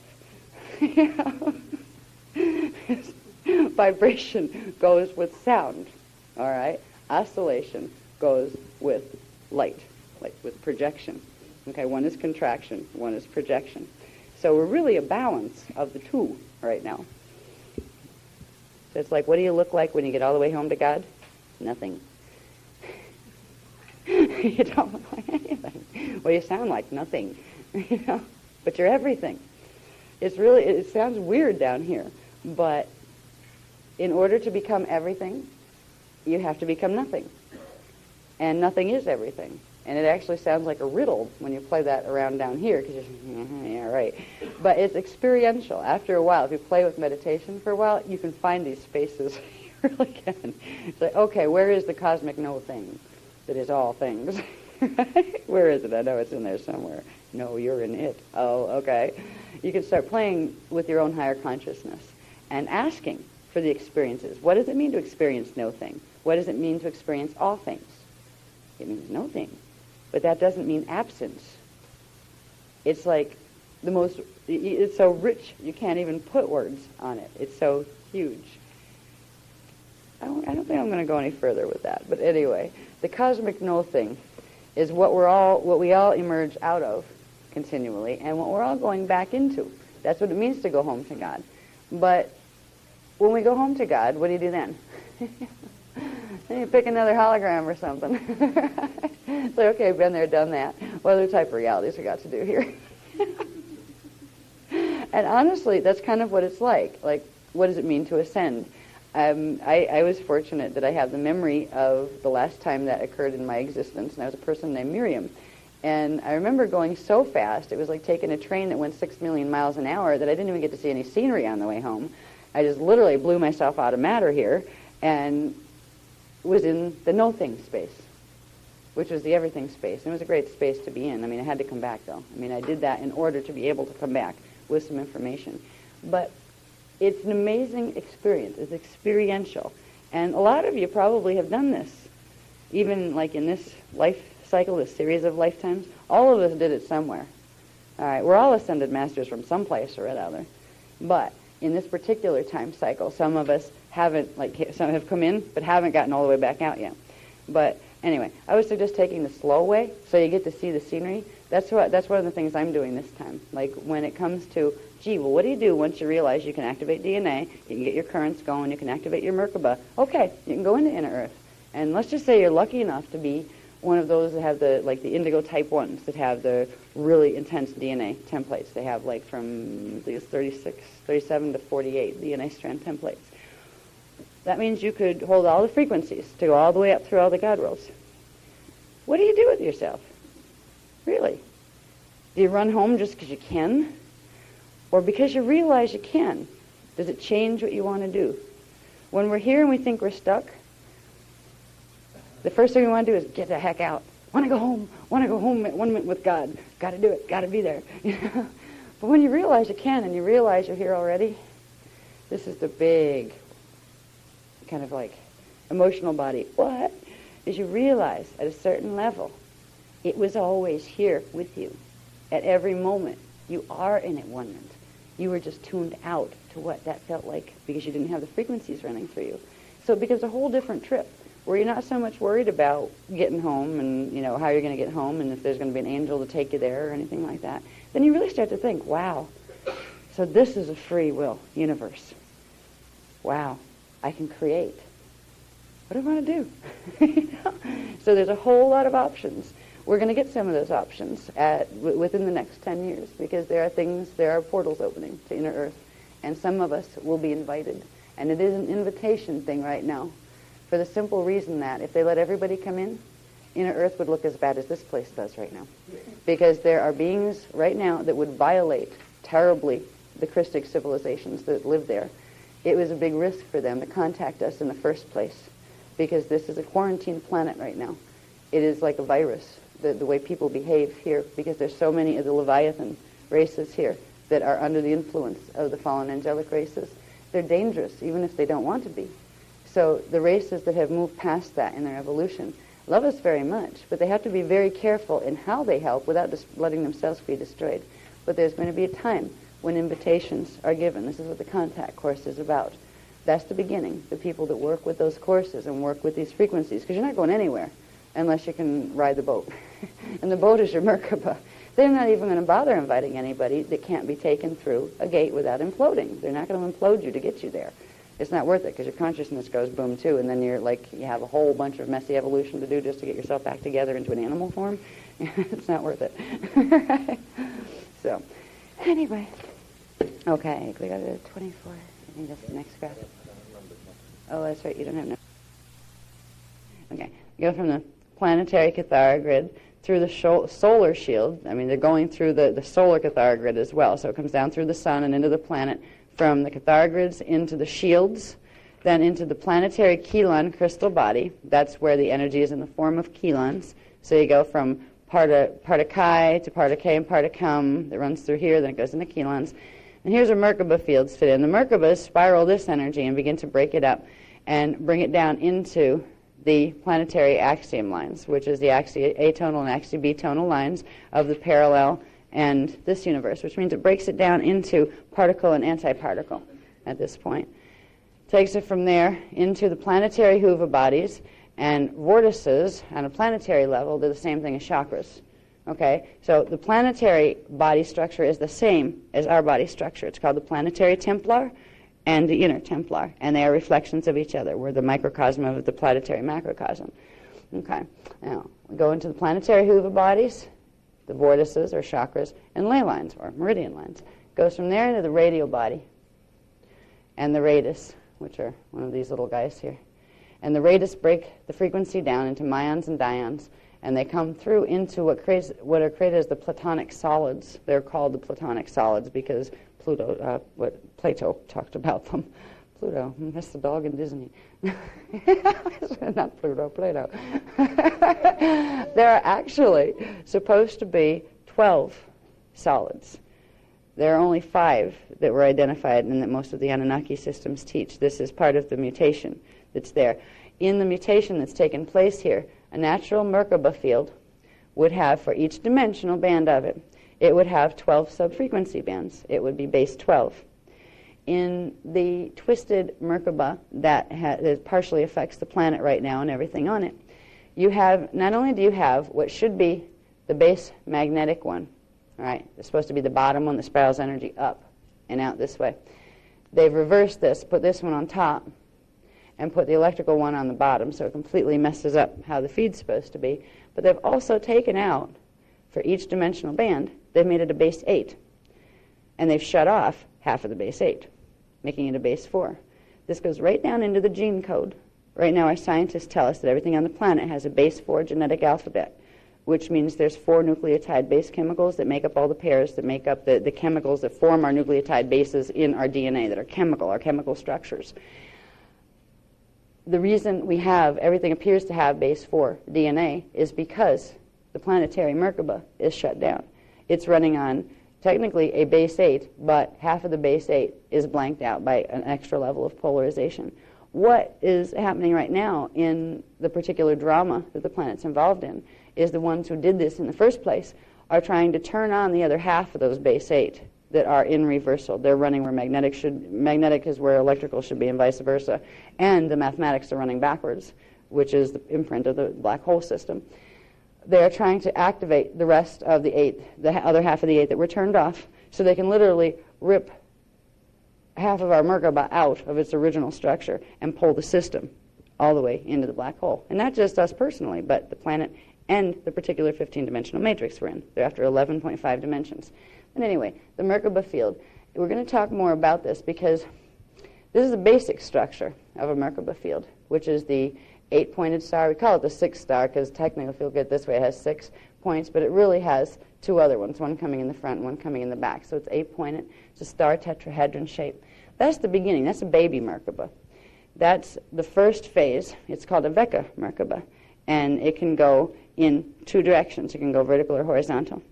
It isn't capable of doing the particle spin that would take it into the 3rd axis. That's the difference between the Merkaba fields that we've been most people are teaching out here and what we're being taught about now. We're being taught a Triveka Merkaba that has the ability to go 3 vectors, which means it can make the shift into inner Earth and to the God world axis, as opposed to the ones that can only go vertical and horizontal and get stuck in the vectors, which are the time vectors. We'll talk about them in a little while. But Merkaba is very significant. Even if we weren't worrying about building vehicles to travel with, it is a natural part of the circulatory system of the universe. There's universal Merkabas that spiral the energy down, and they break it down into, bringing it down into the axiotonal lines, the axiom lines. All of these parts on the planetary level, you can take them up one into the galactic Templar. You can take that up to the universal Templar. You can take that up to the cosmic Templar. And you can take it all the way down to the inner Templar within our bodies. So it's the same structure that's reflected everywhere in the same transduction sequence that brings consciousness and the primal life force, currents and consciousness into the bodies. Now, down here, these little X out signs, right? These little guys down here. This is a symbol just because there weren't too many to choose from in my computer. I chose for miasms. Now, a miasm is an antiparticle buildup in the particle field. All right? That means there are too many antiparticles with our particles. It throws off the natural electromagnetic charges in the body. Miasms form in the Cathara grid and all the way up. If there's a distortion in mathematics here, it begins to form a miasm, which is a distorted pattern of energy that blocks the flow rather than allows the flow of the primal life force currents. This is also what is called our karmic pattern. That's what karma is. It's a buildup of miasmic residue from other lifetimes. And it's not just that you come in with it right now, like you come in with it in this lifetime because you had it last time, like a disease you carried through. Our DNA is linked not only to our parallel self right now, right here, but it is linked. Remember, time is simultaneous. Our DNA is linked to our 1,727 other selves, which means they're in their time frames, in their space-time frames. If they are in a planetary drama or a personal drama, that they are starting to have distortions in their DNA template, in any of their electromagnetic fields, those things get recorded in their DNA. When your DNA hits a certain activation level, it has a co-resonant vibration, which means the information that's in their DNA template starts to come up to yours and you send some back to theirs. Karma isn't something that you are born with in the way that you picked it up last time that one died and you took it here. It's literally an immediate connection, just like our connection to God isn't something that happened once upon a time when we were created and then it's like God's gone. It's here every moment.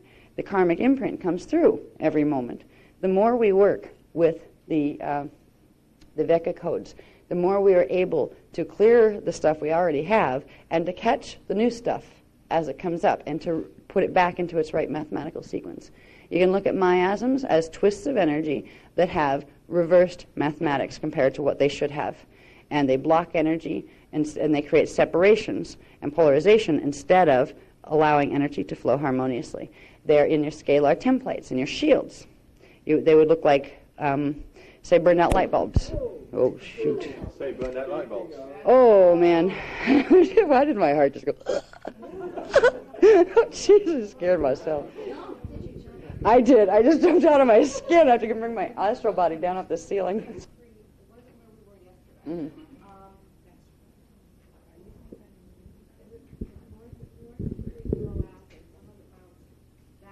Okay. Was it bad where it hit, did they say? 5.8.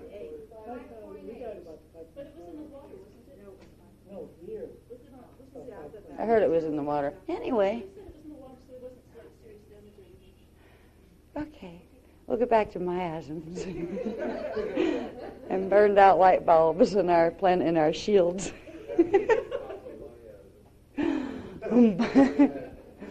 Okay. Now, if we look at these miasms as blockages, if there's a blockage here, now the Cathara grid, right, receives energy directly from the planet. If the planetary Cathara grid has a distortion in it, personal Cathara grids are going to pick up those distortions. They get sent from the Cathara grid into the shields, into the Keelan body, into the Merkaba field, and that's, squirts them out back into the DNA template and the axiotonal lines, and that takes them into the Huva bodies and the radial bodies and the radius, the DNA, and the chemical body. So it goes literally all the way through. Now, it's neat about Veka codes. When we begin to use the mathematical programs that are meant to restore the natural integrity of the radial bodies, we put them in here. This is where they affect. They go into the radial bodies, and there's these currents of frequency. Remember I told you how the currents, one current will be coming in to manifest the hologram, and when that goes into manifestation, there's another one that gets released to start coming in, and this one turns around and starts demanifesting that moment point and the other. When you put a Veka code in, that's the antidote to that. It gets caught on the current coming in, it goes out, and then it pulls it, when that moment demanifests, it pulls a Veka code all the way back and takes it all the way back through, and all the way back through the planetary grids as well. So we begin to clear the planetary radial body as well as our own by using the Veka codes. So we're progressively, the radial body on the planetary level has a lot to do with how stable the grids are going to remain or not during a stellar activation cycle. There's a lot of grid problems right now, And they're worse than the guardians were hoping they would be, which we'll talk about in the Metatronic workshop. You're hardly ready for that one, right? That's when we find everything out. Now, that's when we get into the heavier stuff at the planetary level. This is the fun stuff that we're supposed to be able to see, that we got all these neat things to play with, like radial bodies and Vecca codes, and we can really start getting the personal stuff, getting a handle on the personal stuff, where if you want to grow... If spiritual development is what you really want, and if expanding consciousness is what you really want, and finding more of you and getting more of you in your body is what you really want, this is a very good way to do it. More important than worrying about, are we going to have earth changes right now? More important than worrying about how are we going to go play Don Quixote and save the world? More important than any of that, first and foremost, we need to tend to our own garden. We need to get ourselves strong and clear, because you're not going to help anybody if you don't help yourself first. Just like on the airplane, they tell you, if there's a problem with the air, the oxygen mask will automatically fall down, and you put it on you first, then you put it on the other people. Why? Because if you don't, you're not going to get it on the other people either. You're both going to be unconscious. Right? Well, when it comes to our personal selves, we can have fun with this.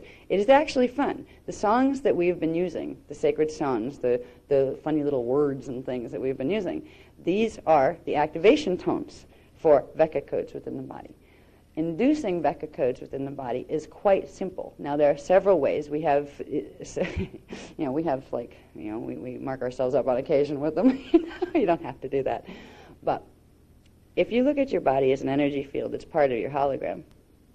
The reason why we will, like Az and I have them on us, and we will use some of the other people will also use them. We have stampers, so you can wash them off when you're done.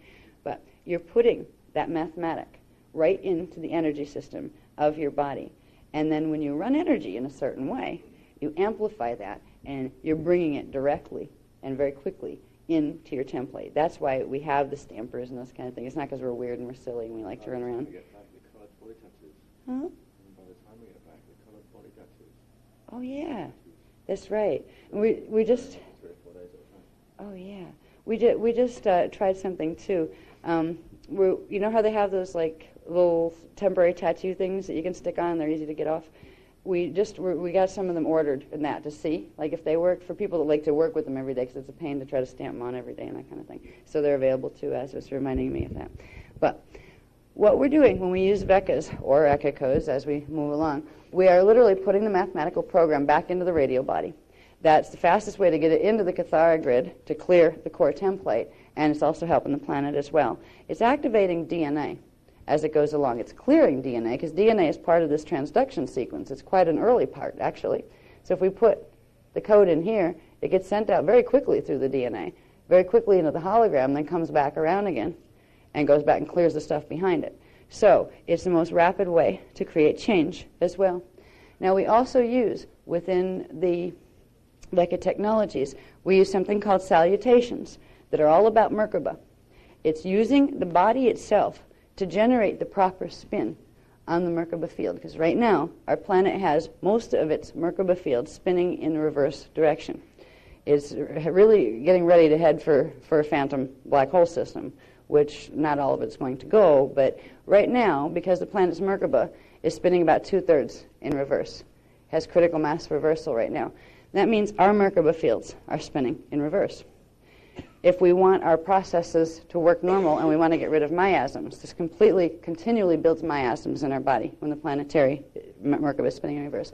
We use salutations, which means active spin dance, to, after we activate the D12 current, and now we're using the higher currents and the mathematical codes as well, you use the body rotation to get the field, to get a critical mass. I think they call it torque, where you go, get it to go in the right direction that you want it to. And we set it back and get that frequency running to hold it in the right direction. If we do these salutations, and they're not hard, they're little spin dances. If we do them on a regular basis, we will get our Merkabas running in the right direction, and the more we do it, the more frequency we'll be able to hold. When we do it, the longer they'll last. Right now, the planetary Merkaba is much, much bigger than our little Merkabas, on a personal level. So the planetary one will keep overriding. So right now, if we want the Merkabas to run in the right direction, we have to be patient enough to use manual override. We have to override what the planetary grids are trying to do to our bodies. Eventually, it'll stick. Eventually, particularly now that they're giving us the VECA codes, it will begin to stick in the fields where the proper spin on the Merkabas will last longer and longer. This is something that's very special about the VECAs that they're giving us now. They're giving us VECAs, and they're going to begin to give us ECAs very soon, which are the next level up. I'll show you very soon what those codes are, but I just want to go through the Merkaba thing really fast. We're going to get into the ECA maps, and I think, let me see, where do I want to go? Inner Earth. Let me see. Okay. I was thinking of doing the Merkaba thing. Okay, is there anybody here that doesn't get the Merkaba stuff, like that needs a refresher on basic Merkaba? I think most of you read for this, right? You read something to to come on this trip. Good. All right. So you know what I'm talking about when I say Merkaba. You know that there is the Hala phase, the Quatra phase, the Mahanta phase, and the Rahanta phase, Merkaba vehicles, right? They ring a bell? Okay. Yeah. All right. I'm going to put 38 up there quickly. Do we have that one, honey? The one with the Merkabas? I'll just stick that up really quick. The one with the phases, yeah? Am I driving a cookie? They're bouncing around, I'm sorry. No.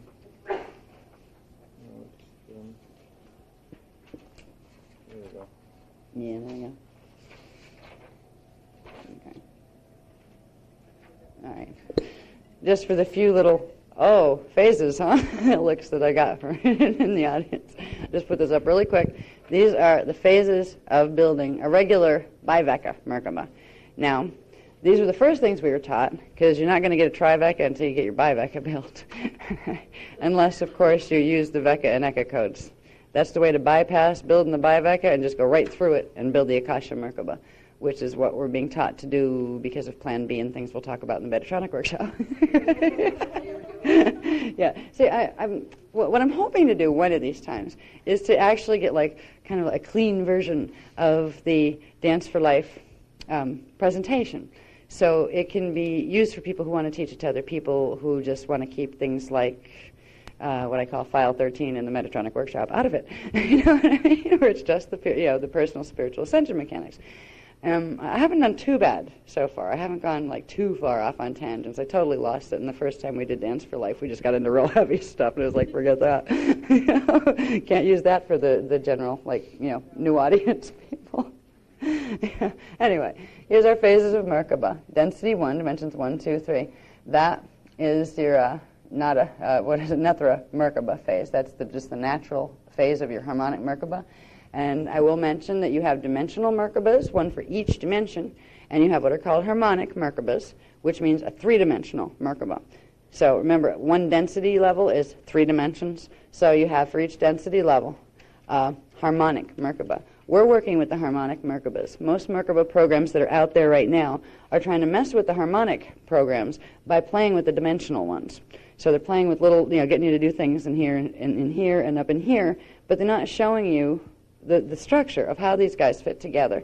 What we're working with is the complete 3-dimensional sets of them. This one on its own is called the Nethra phase. This builds from it's a 3-dimensional Merkaba vehicle, builds to a 6-dimensional Merkaba vehicle called a holophase Merkaba vehicle. This would be, all right, DNA strands 1, 2, and 3 correspond with density 1, correspond with the Nethra phase Merkaba. When you begin activating strands 4, 5, and 6, you begin activating this, and it begins the process of getting rid of this magnetic repulsion zone, or this void between them, and bringing them together where they form this Merkaba. That's a 6-dimensional Merkaba. It's called holophase. That would allow you to go vertically into density 2. That's all. You could get to Tara in that. And that's from where we've been stuck for such a long time, even that looks good. All right, but still you're going vertical. You can also go horizontal, which means you can go to parallel on that level. If you build a holophase Merkaba, you can go up to density 2 vertically, or you can go over horizontally to making the 90-degree shift over into density 2 in parallel. But that's all. To go to density 3, you would need to build the next level, 9-dimensional Merkaba, which would be the quadrophase Merkaba. Now, up above that, you have the 12-dimensional Merkaba, which is the Mahanta phase, and you have a 15-dimensional Merkaba called the Rahanta phase. They weren't teaching us too much about that because we weren't on the Really Have to Build an Akasha Merkaba Fast program before, and we are now. Where we had before, we had a little bit of time on filling in the frequencies and taking it easy and slow. Well, now they have us beginning with the minimum of the Mahanta phase Merkaba, but adding the coding to it that it can go trivector instead of just bivector. All right.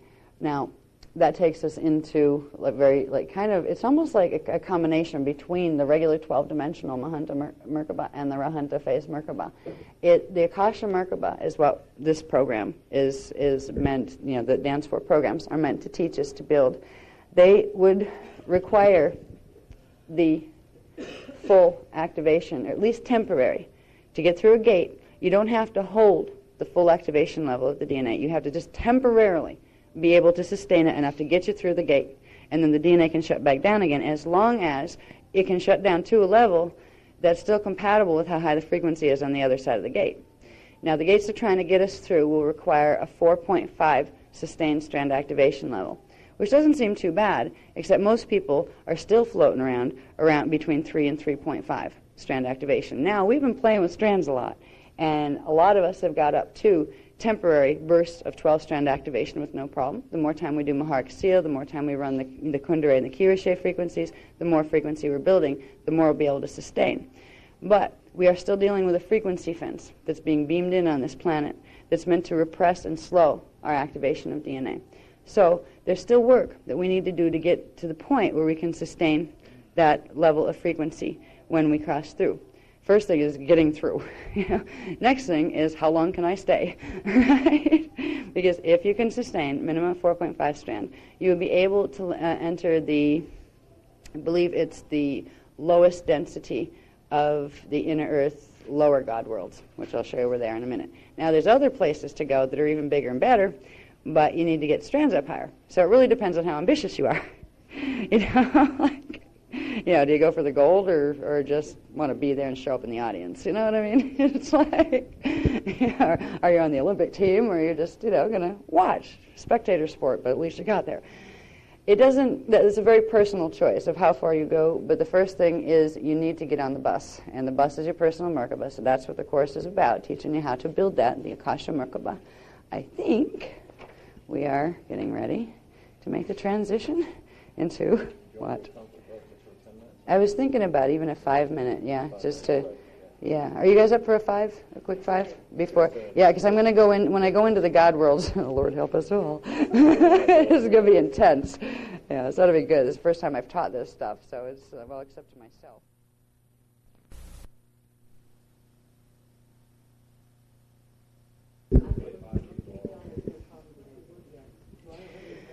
Okay, everybody.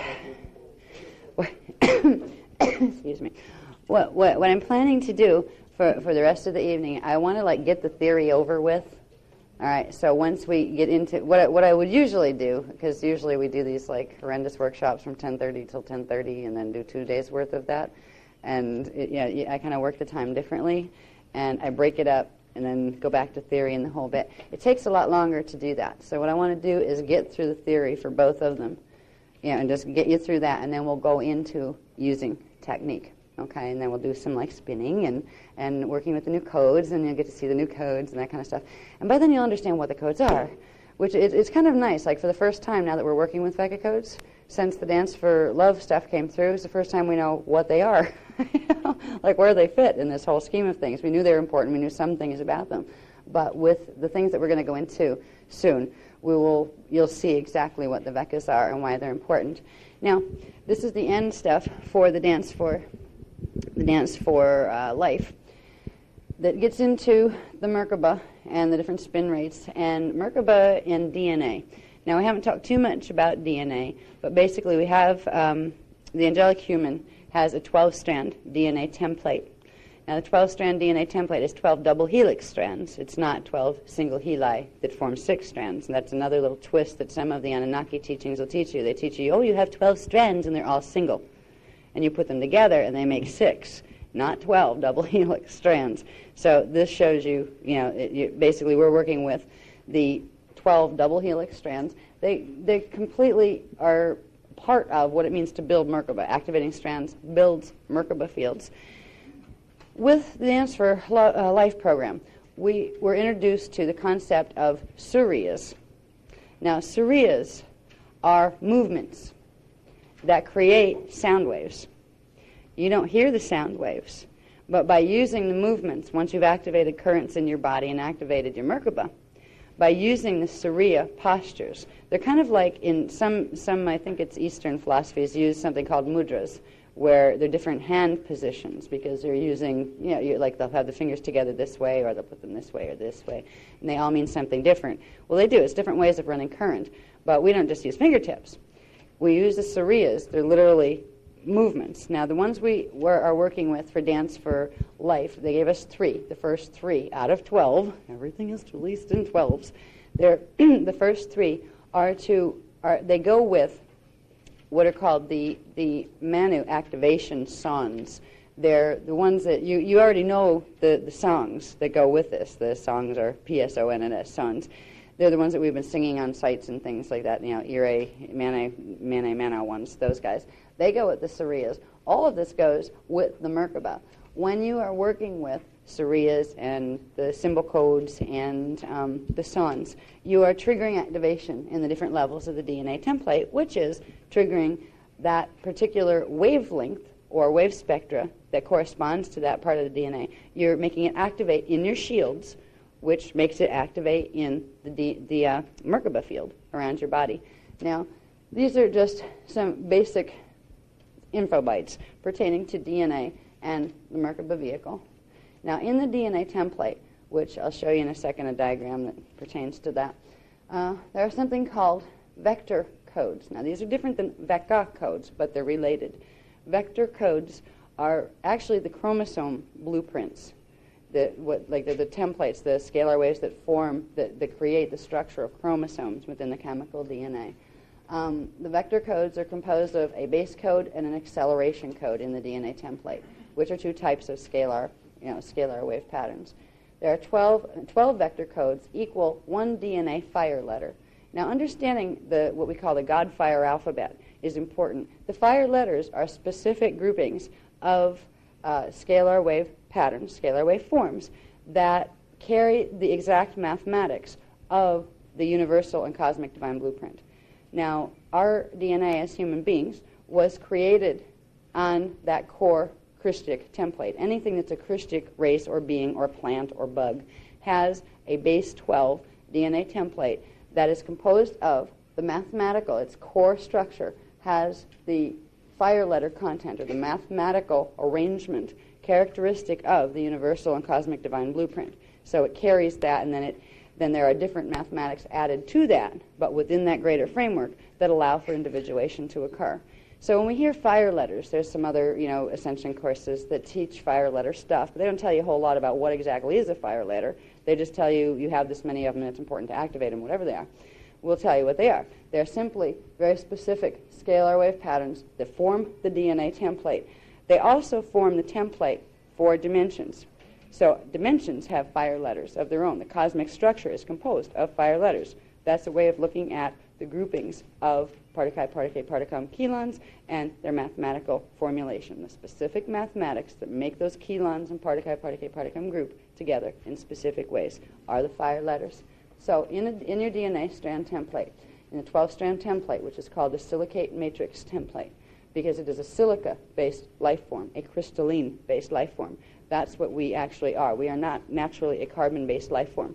We are silica-based. Right now, we're mutated to heck into carbon all over the place, but we're evolving out of that.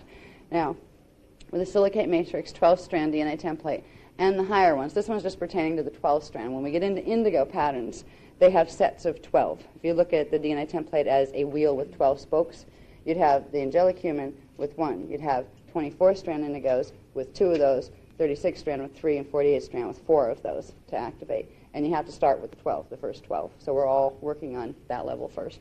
Now you have 12. You take a group of 12 vector codes, and it equals 1 DNA fire letter. You have 12 fire letters equals 1 DNA strand template.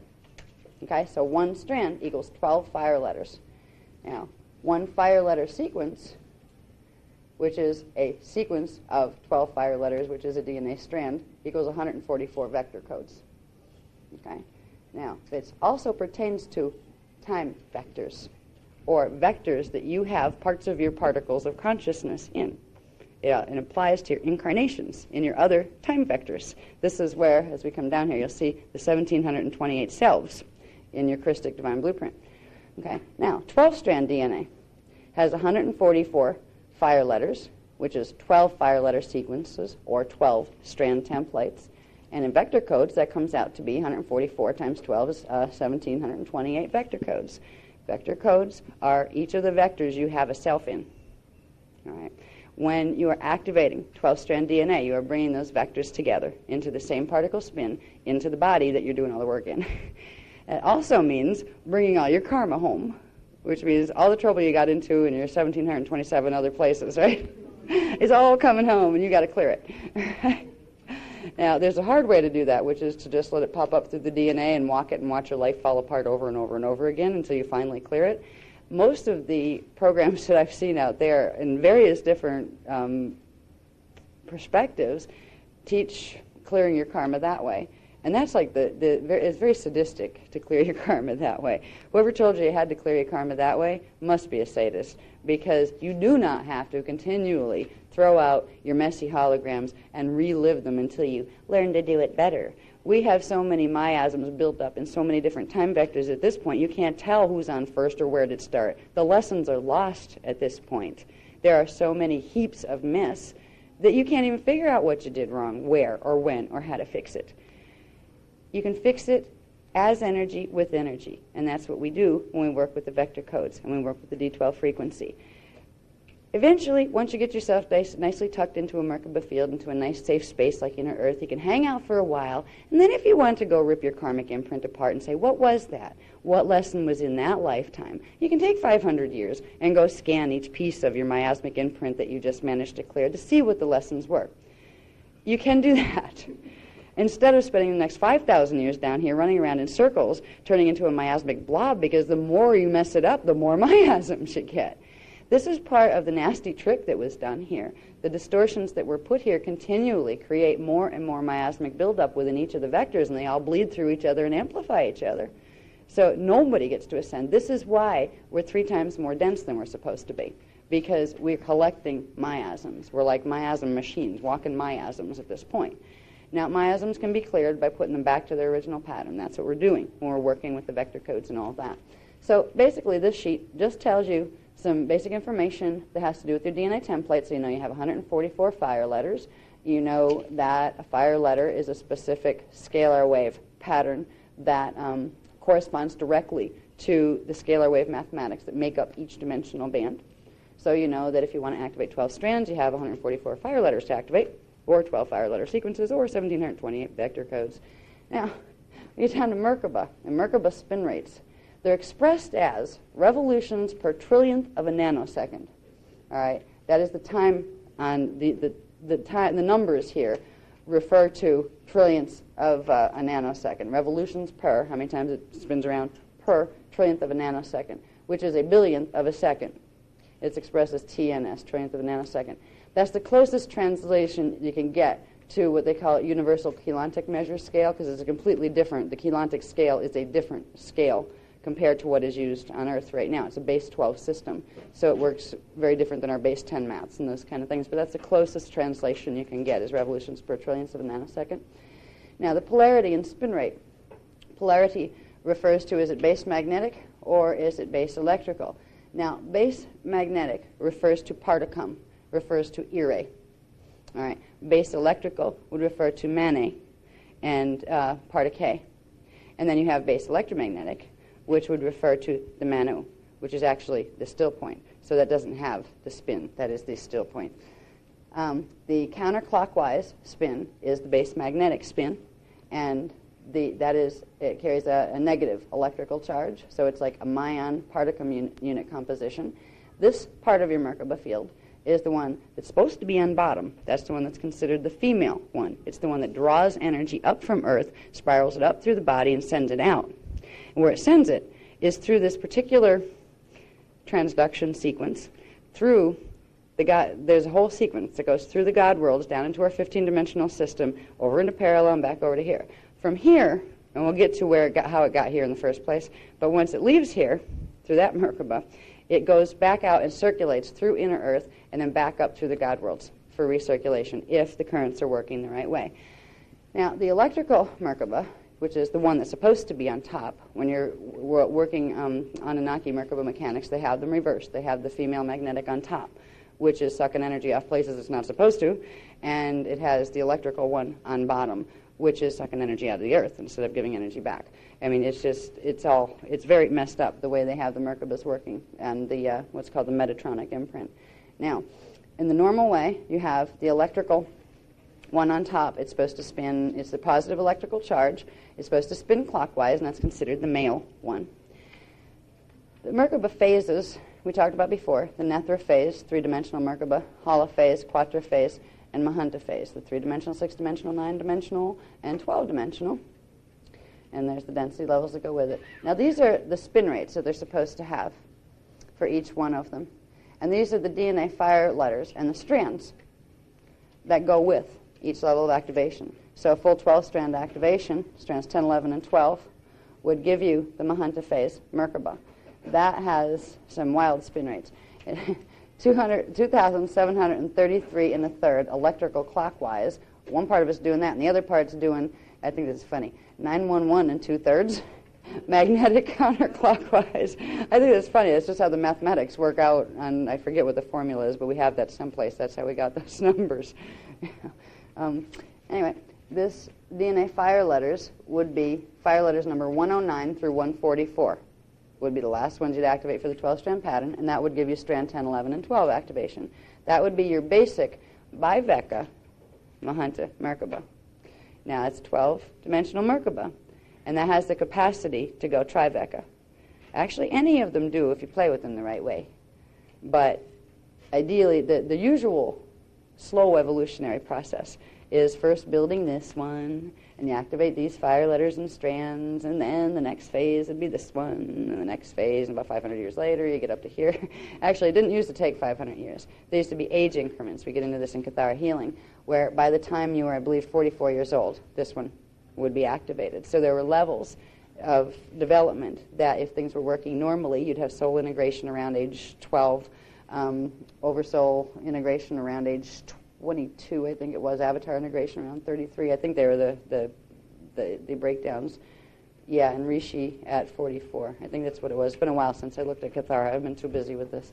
But anyway, these are just so you can begin to understand the connection between DNA, what the word fire letters means. So if you hear that any place, you know what it's referring to, and what that has to do with the Merkaba field. The Merkaba field is spinning around you, but also the ones that are spinning inside of you. Every one of your atoms is supposed to have a Merkaba field in it. It's supposed to have a natural, organic, base 12 Merkaba field. That's where you get the neutron window. That's what allows the neutron window to open. Because our Merkaba on the planet has been mutated, the neutron windows, the Merkaba inside the atoms has not been able to spin because the bottom one is fixed, as if somebody's holding the bottom point, so the bottom one can't spin. And if the bottom one can't spin, only the top one can generate a lopsided force, and it is not enough force to open the neutron window.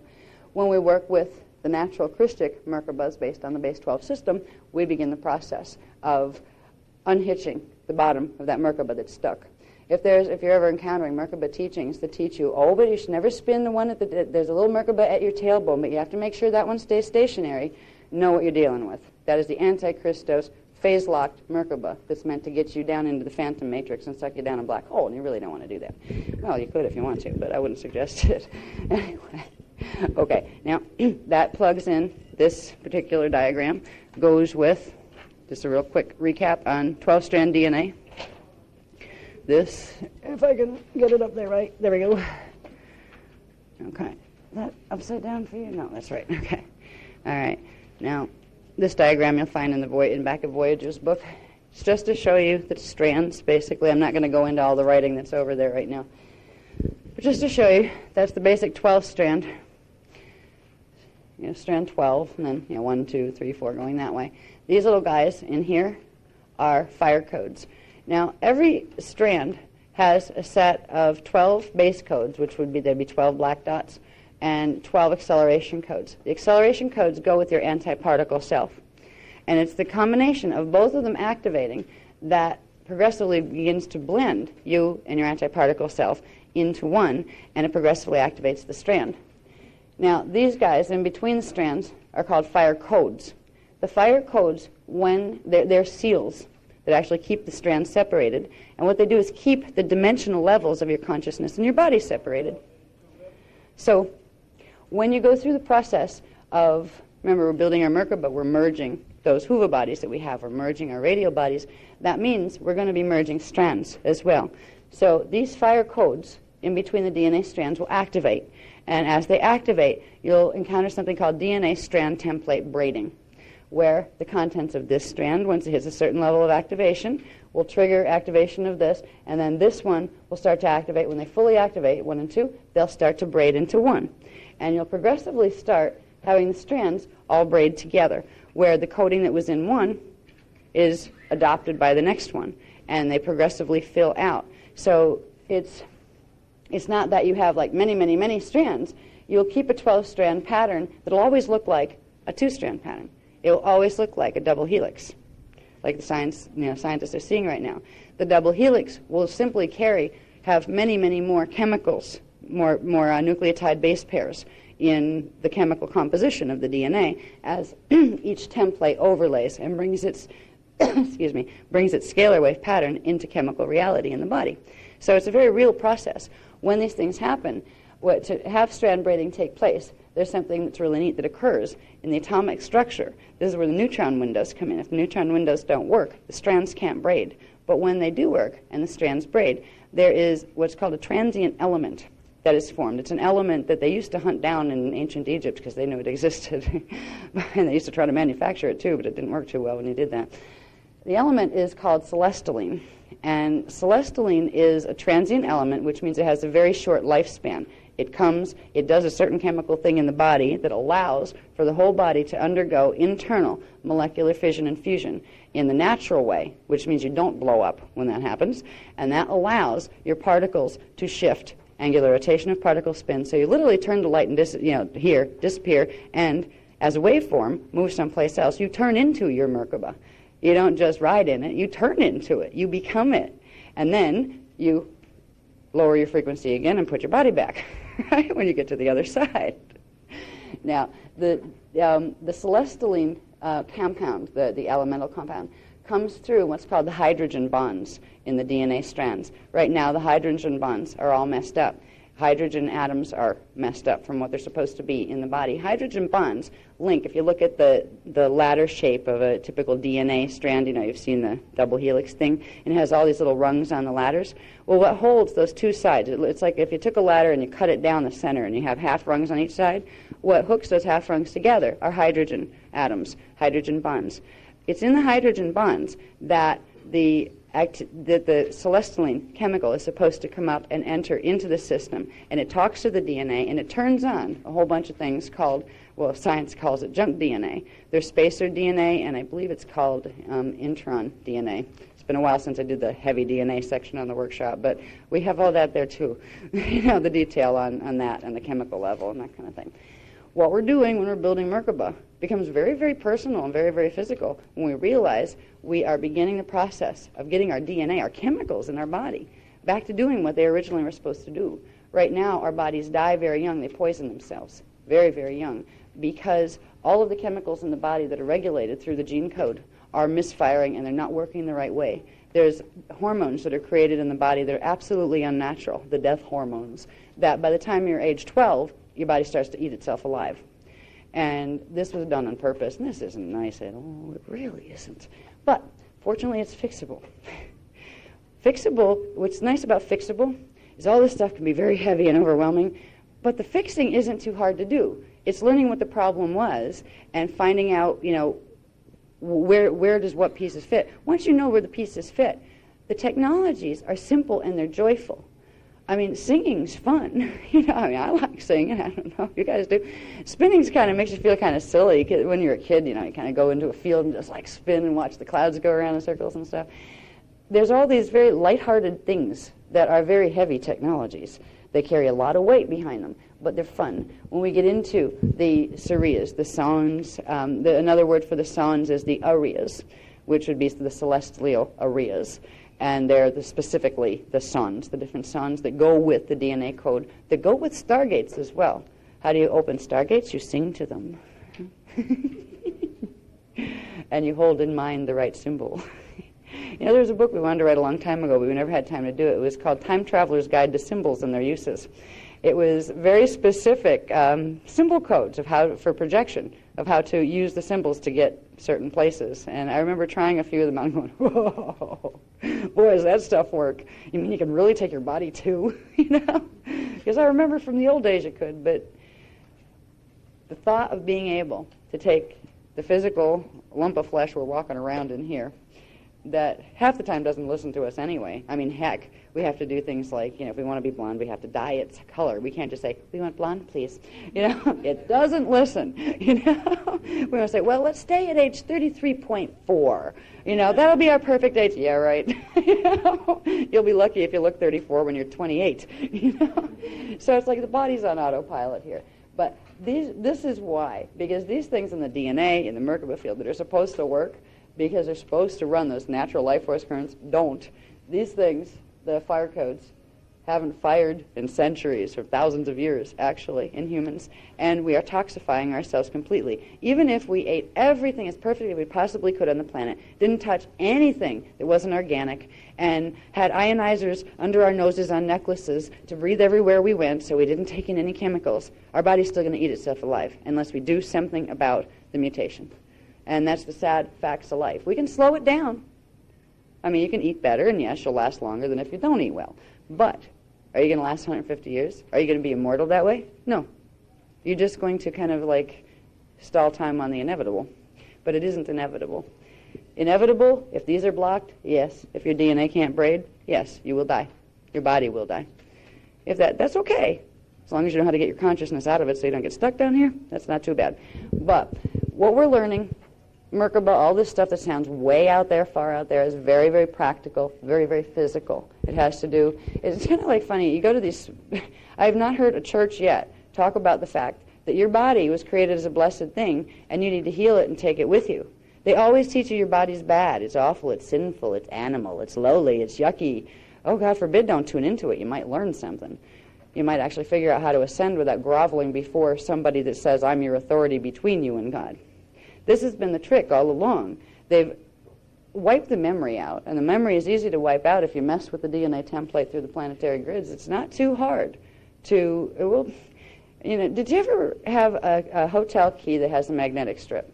Right? Has a magnetic strip on it? I don't know about you guys, but there's times when both us and I, but especially I think me, I do this sometimes, I'm afraid to hold these things because there's times when I'm running frequency and I don't realize it, and I constantly blow the magnetic strips on them. Won't work. Credit cards won't work. Well, if you think of the DNA like that, it's magnetically encoded. If certain types of magnetics, mess with it, it totally wipes its program. It shuts down the program so the strips don't work. Well, it works like that with the DNA too. We've had some of our magnetic coding. Fortunately, it wasn't totally stripped away. What happened to it, it was like somebody took scissors and chopped it up in little pieces and put it in little bites and left it in the DNA. So it could be at least reassembled. That's what we're doing now. We're reassembling those parts that they call junk DNA and spacer DNA, things that don't produce proteins, which are considered inactive DNA that doesn't do anything, according to our scientists. We're plugging it back in. And scientists are eventually going to be very surprised to find that, oh, yes, it does do something, but you probably won't be able to check it out for too long because the person who you're trying to analyze who's doing it is going to disappear and end up someplace else. Unless they really want to cooperate with you, you're not going to be able to study this. You can't catch one and put it in a cage and use it as a lab rat because it'll be a lab rat that turns the light and disappears. Okay. Yeah, anyway, now Yeah, two more. Now, the Bivecca Merkabas form around the body in the star tetrahedron shape in various levels. This is just to show you what that one looks like a bit. This is a very complicated drawing because there's so much information on it, it's hard to see the actual drawing. But this is the basic star tetrahedron shape of the Bivecca Merkaba, which is usually the first one to build. And then from there, you would graduate, and you'd be out of here by then. Usually you wouldn't learn how to do this kind of Merkaba until you're on Gaia and made of etheric matter density. Once in a while we get a treat, though, and an emergency comes up, and we're actually taught how to do it from density 1. And if you actually make it, it's such a celebration because there are beings in density 3 etheric matter density that haven't figured out how to make these kind of Merkabas yet. They're still working on evolving to that. So it's a real treat if you get to do it from density 1. Anyway, these are the shields that I talked about. See the relationship between the shields and the Merkaba levels. The shields are spinning. They're the activated scalar wave disks that spin around the body. And from them emerge the spirals of the Merkaba fields. You have the bottom one, spiraling energy up, and you have the top one, the electrical one, spiraling energy down. And each of the shields corresponds directly to the DNA, like the telluric shield holds dimension 1, 2, and 3 imprint. That would correspond to strands 1, 2, and 3. And if you activate this and the DNA that corresponds, you would activate the Nethra phase, the D1, 2, 3 part of the Merkaba. When you activate this one, it's a D4, 5, 6 shield, goes with strands 4, 5, 6, you would activate 6-dimensional Merkaba, the holophase Merkaba. And that would bring it, it will go up over your head, but it'll be smaller.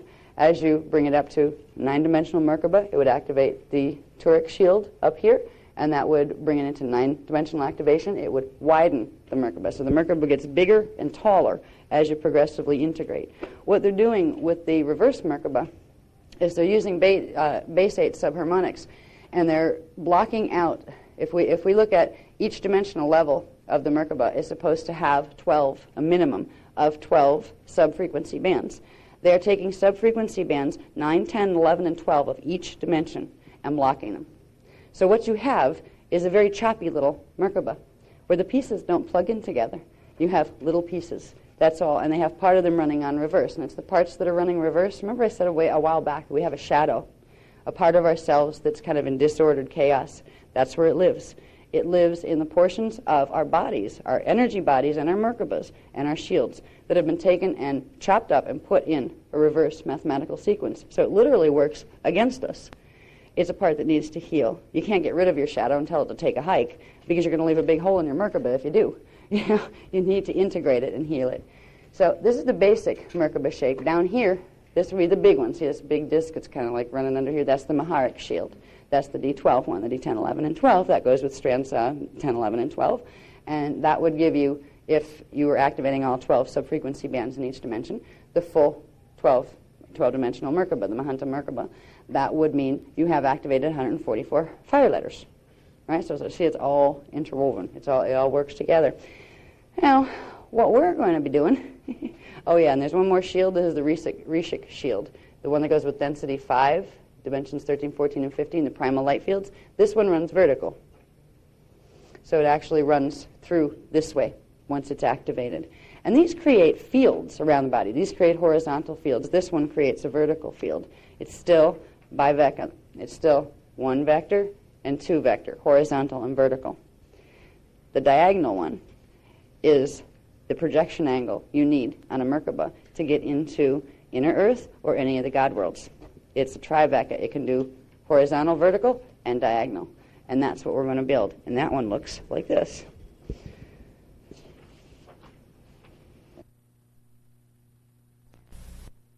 What it starts with a base. It's like a hexagon base. It has 6 sides, but it's shaped like a crystal. All right. And there's very specific proportions, to this. And I forget what they are, but it's drawn to those proportions. I think it's like this one's 3 times as small as this one. And there are very specific ratios. Az actually built one. We actually put it together because you can, they're little machines too if you make them. But the field that you'll be generating, that we're going to be generating around our bodies and within our bodies. This is the shape of the natural field. Little tiny ones would exist in all of our atoms. We're supposed to have little tiny ones of these in all of our atoms. This would give us the ability to move the 3 vectors. Now, as we get into the Dance for Love program, well, I'm going to get into the maps, and when we get into the maps, we're going to see some shapes that are going to help you understand this better. And by the end of it, I want to show you what the fields are going to look like, what energy fields are going to look like. This is the shape of the Merkaba, but what is that doing to those spheres, those radial bodies? So you see what we're building, because we're building something very special. And if I can pronounce it, I'd be in good shape. It's called, no, it's called the Cruxen Zeta. All right? An easy way to say that is Ankh. Right? Now, when that word came through, I had to look it up in the dictionary. What the heck is a Cruxen? What? Right? Did you say Zeta or Zeta? Like the little gray things? No, S. Okay. Right? They said just call it a crux. Okay. Crux in the dictionary means cross with a loop on top. All right. Well, it's not just a loop. It's, an Akasha bubble. It's a field. And there's what we are building is the smaller version of the cosmic Cruxen Zeta, which is the cosmic crust, that the whole structure of the God worlds coming down into the 15-dimensional systems, coming down into the Vekas and down into the 7 higher and lower heavens. All of that is built on the Cruxen Zeta. And that forms what is the 15-sphere God seed, as opposed to seeds of artificial life that you can make with 7. There's the 15, the natural 15-sphere God seed of eternal life is what all of these plug into. So I'll begin the process of showing you what this is, and maybe in a second. I want to show you one more thing, because these are still part of the Dance for Life programs, and I don't want to totally jumble them. I just want to show you really quick. Now, this is the beginning of what we're building. Okay, this is the Akasha Merkaba, 12.12 plane, has the crystal shape running this way, and then the other one, much smaller one, running at what angle is that? 90-degree angle to that, I believe. Yeah, 90-degree angle. So you get a large electrical field and a smaller magnetic field. It's still magnetic on bottom and electrical on top. Now, I will take this into Vekas for a minute.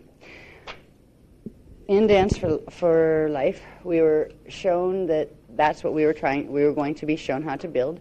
And we were given a series of mathematical codes. The first that we were given were these little guys over here. And this is where we're saying, oh, neat, what are they? What do you do with those? Put them on your feet. What? Put them on your feet. Yeah. Okay. And they had us use these two over here, which is the Biveka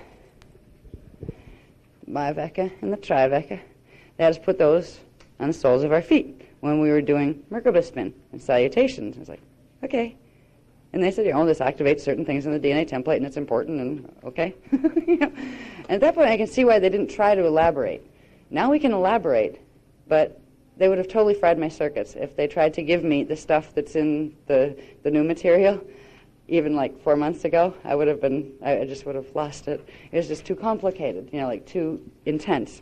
But we'll find out where these guys go. These are the Biveka and the Triveka. They each have a tone sequence that goes with them. Maharata, Mueva, this one, Kira, She, Hasha. Then they gave us this one. Then they gave us that one and that one. This one is called the Q-Veka code. And this one has the Q Shardeza is the sound. This one is the Da-Veka code. And if you notice here, they go with certain things. Remember the 15-dimensional matrix, right? If we look at these, the Biveka code goes with density 4, dimensions 10, 11, and 12. The Triveka goes with density 5, dimensions 13, 14, and 15. So that's the primal light field code. And it's interesting because rumor has it that light's created on a Biveka. Artificial light's created on a Biveka. Natural light's created on a Triveka, which is the 3 interwoven spheres. And that's a very specific pattern of running energy, of how energy runs. Now we get over here, the Q-Veka, primal sound field 1, which is the triadic sound field. That one activates the tones and the codes in the DNA that go with the primal sound field. This one has the Kushardeza is the sound. And these have symbol placements. Now these we were putting on our feet. This one goes on the 8th chakra. the clavicle, the front here. These are the body regions that correspond to there's something in the body that we get into in Kathara healing a little bit. They're in the scalar template, and they're called aparthi. And they're receivers, frequency receivers. And your crystal body, if you want to call your scalar template your crystal body, is like a very intricate mandala and very specifically drawn, it's not randomly designed. It's very specifically designed. So there are areas in the body that correspond to areas in your crystal body template that correspond directly to specific mathematics. So when we're given the mathematics, when we put the mathematics on that body area, they go right into where they're supposed to be. And they get in there faster, and they don't have to travel through other parts to get there. So this is why we had body areas to put them in. This one's called the Daveka. It goes with the primal sound field 2, the polaric sound field. And the tone for that is Dadrueja. The symbol placement is chakra 2, just below the navel. And then there was this one. This one I'll never forget. Neither of us will. This one. This one's called the Raveka code. Corresponds to primal sound field 3, the Akkadic level. And it's called the Eka, but the tone is Ra-Eka. Symbol placement, it's over the tailbone. Boy, don't we know it. Full color, too. Ouch. We actually did it. We actually, on the tailbone. We figured just so we wouldn't lose it. You know what I mean? At least that would always be there. I was never into tattoos either. We just kind of got nuts for a while and just did this. And then they're showing us yes, well, there's 12 of these and then 12 of these and there's 12 more of these. And forget it. You know, we're leaving it at the Raveka. We'll stop right there. We'll do jewelry. You know. Yes. Yeah, I really thought my brain needed Novocaine on that one. It was awful. But anyway, they're kind of cute, though. You know, when they're there, they look interesting in swimsuits. He looks very cute with his. So these were the first series of codes. These were the first series of codes that were given to us. We later learned that these are called the high Vekas, which implied low and middle, perhaps. Yes, there are low Vekas and middle Vekas. The high Vekas correspond to some very specific things that we'll see when we start to see the maps, the Eka maps, the God World Gates, and how that applies to the Kathara in our body systems. We'll see where these fit. Now, after they gave us these, we got this, and I just love this one. It's just, from the moment it came through, it just sang to me. And I didn't know why, but I understand a lot more about it now, and you will too by the end of the workshop. This is our beloved Akasha, the Crown Veka code. It's called the Universal God Seed code. And at its center, there's a little one. This is called the Ruche. This little one, this little part here is called the Ruche. And I remember when it came through, I could just feel the energy with it. And there's a huge, even love vibe with it. Couldn't really understand it. Had no clue as to how that and a Kathara grid went together. No clue whatsoever. Now I do. And this is why it's exciting. The material that has shown us how Kathara grids cluster and how those clusters form. Actually, we're going from down here up, when actually the creation was the other way. It started up and worked down to here, but since we're here, I'm going to show you how it built up. We're going to go from here and what we'd be expanding into as we went up. But this becomes very, very important, and so does this when we get into understanding the Eka map of the God worlds. Then we figured, oh, that's it. That's the God seed code, the big one, right? Yeah, right. No. Then there's this one. Yeah. This one was called the Ayaheya code. Fortunately, it wasn't too hard. We didn't have to, put these all over weird body parts. Didn't have to do that with these. These, they're having us do, it's called optical pineal induction. Now, there are pineal seals that are in the pineal gland. The pineal gland is relatively dormant right now for most people, but I don't think it is with people who are playing with these codes. Well, optical pineal induction is thankfully simple to do, but it utilizes the two currents of energy. There are two currents of energy, and they're usually golden in color because they run off the central vertical current, Manet current, that run through, from the pineal, through the brain, through the eyes, through the optic nerves. They're what your consciousness looks out your eyes through. And right now, you've probably heard about how the right brain controls the left side and the left brain controls the right side. It's not supposed to do that. We're a little twisted. Well, when we do, normally they would, like, the right side would control the right side and the left side would control the left side, and they'd have arcs of frequency all through the whole brain structure where you wouldn't even have two hemispheres divided. It would be all one communicating unit within itself. But because of the mutation, we have that extra polarity and that twist. That does some interesting things to our hologram out here. It also does some interesting things to our eyesight. If we want to be able to use these codes and we just stare at them normal, they're not going to go in. They're going to hit that twist and they're going to reverse and go upside down. It means something completely different and not activate because they mean something completely different that's foreign to the pineal.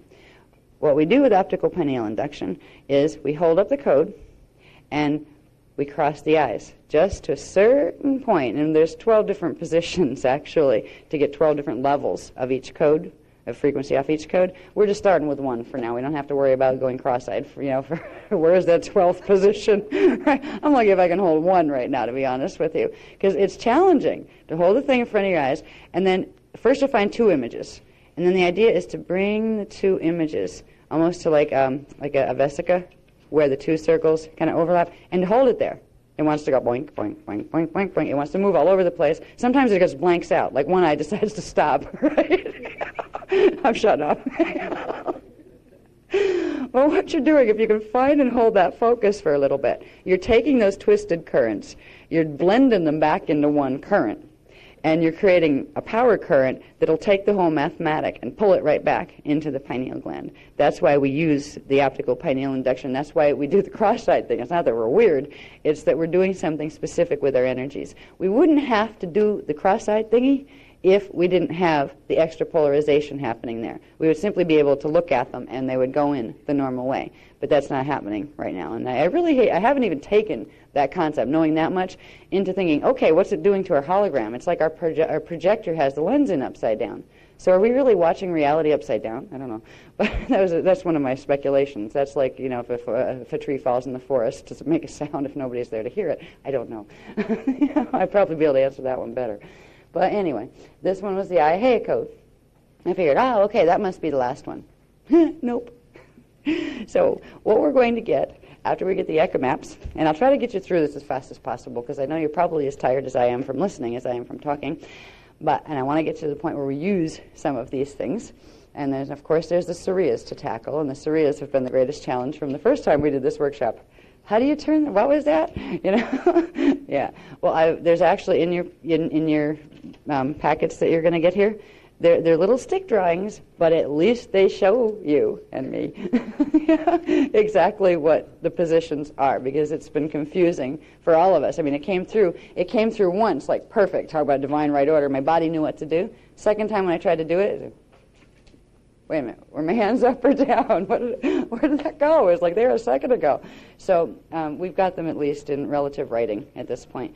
I apologize for when you get these, you'll see that a bunch of them are handwritten. Not all of them, but some of them, the last ones, are handwritten instead of typeset because we just didn't have time to deal with whether they had a computer that would take my discs and where do I find a thing that will allow my American current thing to plug into the European current thing. Forget it. So we've hand done them. But this is the IAHEA, and we're going to be using that along with two other codes that they gave us. One is called the Liheya, and the other is called the Urimenu. Now, there are a couple of kinds of Veka codes. They told us this from the beginning. There are 5 kinds of Veka codes. There are the cosmic high Veka codes, the universal high Veka codes. There's the mid Veka codes and the low Veka codes. And there's something else in there. Is there 5? That's 5, right? Yeah, okay. Doesn't count. I'm getting tired. I have a sheet on that. Wait a minute. There's a sheet on here. I probably should go over that. Because we have what are called the Manu codes, which are the low Vekas. We have the Imanu codes, which are the middle Vekas. We have the Emmanuel codes, which refer to the bi and tri Veka, which are in the center codes, and you'll see where they fit within the Kathara grid structure. And then you have the Imanyanas codes, which go to the primal light fields and the primal sound fields. Now, let me see. I'm going to go into the maps, I think. Yeah. Okay. So in a little while, you're going to see where all of these codes fit. And I was kind of relieved once the maps came through. So it was like, aha, okay, that's what VECA codes are. That's why they're important. Because what it turns out to be is VECA codes and ECA codes correspond directly to what are called locks. Now, you have in your body system things called seals that modulate frequency and hold frequency apart in certain ways. And then you have something called locks, which is kind of like, if you can look at seals and Kathara centers as stargates, they're the doors. Well, there's locks on the doors that you have to open the locks in order to get through the doors. The locks, we'll show you in a little bit. These are what all of the VECA and ECA codes correspond to. They are the locks within the Kathara grid, within the bioenergetic system, and they are the locks, which are the void codes, that repulsion zone that's between each level of the Huva bodies and each level of the radial bodies. They are the locks that will, once you unlock the locks with the keys, which are the codes, the mathematical codes, it allows those radial body levels to blend. And when the radial bodies can blend, everything within them will blend together. So it is the fastest way to begin the process, to accelerate the process of DNA activation and Merkaba building. Now, do I need this one up here? I don't think I need this one up here for now. Nah, we'll go past that one. Do I need this one? Okay. Yeah, I'll do this. Okay, we'll start here. And then the maps begin. Yeah, and then the maps begin. We'll start with the little map that we had before. This is a basic Kathara grid, as you've seen before, but this time it's in relation to the universal stargates and things. All right, this is the more macrocosm of what the Kathara grid is about. Now, this shows you, this is in the Templar manual, it shows you the 12 primary stargates, universal stargates, in our, not just our galaxy, but our entire universe. You'll see the D12 is in the Lyra system, okay? Gate 12 is in the Lyra system. It's called Lyra Aramatena. What our scientists or astronomers call that is Lyra double-double. They call it the double-double in the Lyra constellation. That's the name of it. But the real name is Aramatena. That is actually the divine blueprint for this time matrix. Now, the Lyra star system has always been known since the ancient of days as the cradle of Lyra, because it is through there, through the Lyra star system, that life was seeded into this time matrix. Because it's in the Lyra system that you have the first density gates, the ones that take you in the divine blueprint 3 matter liquid light gates are in Lyra. D12 is Lyra Aramatena. D11 is Lyra, a place called Avion. It's one of the stars in that system. And D10 is Lyra Vega. So that is the cradle of Lyra. Every one of us, to get down into the dimensional systems in this time matrix, had to pass through the cradle of Lyra in order to get down into the other densities. Now, as we come down into the densities, this was D12, D11, D10, D9 is Andromeda, a place called Merak, Andromeda. D8 is Orion, Mintaka, which is in Orion's belt. D7 is Arcturus, and there's these smaller ones, some of the smaller names under here, like Omega Centauri. These are secondary gates that they plug into in known stars that we have here. But Arcturus is the main one, and that's in Bootes constellation, I believe. D6 gate is Sirius B. There's also another one in Procyon until it got sucked into the Phantom Matrix. D5 gate is a place called Alcyone in the Pleiades. Alcyone is actually Terra. When we see Alcyone in the Pleiades system, when our scientists or astronomers are, oh, that's Alcyone. Right? Actually, that is Terra. That is Earth's density 2 self. That's Earth's soul, if you want to look at it that way. What's interesting, it's not directly one of the main gates, but in density 3, where we have Gaia, the star that we call here Polaris, the North Star, is Gaia in density 3. So when we talk about Tara and Gaia and these places, they're not places that, oh, can't see them from here. They're like mythical places somewhere else. No, they're right up there. They're just named something different from here. Right? So they're actually there. Where are you going? I'm going to Polaris. You know? Yeah. All right. So we have D5, the Alcyone Pleiades gate, which is the Terran gate. D4, Sol, which is the ancient name for our sun.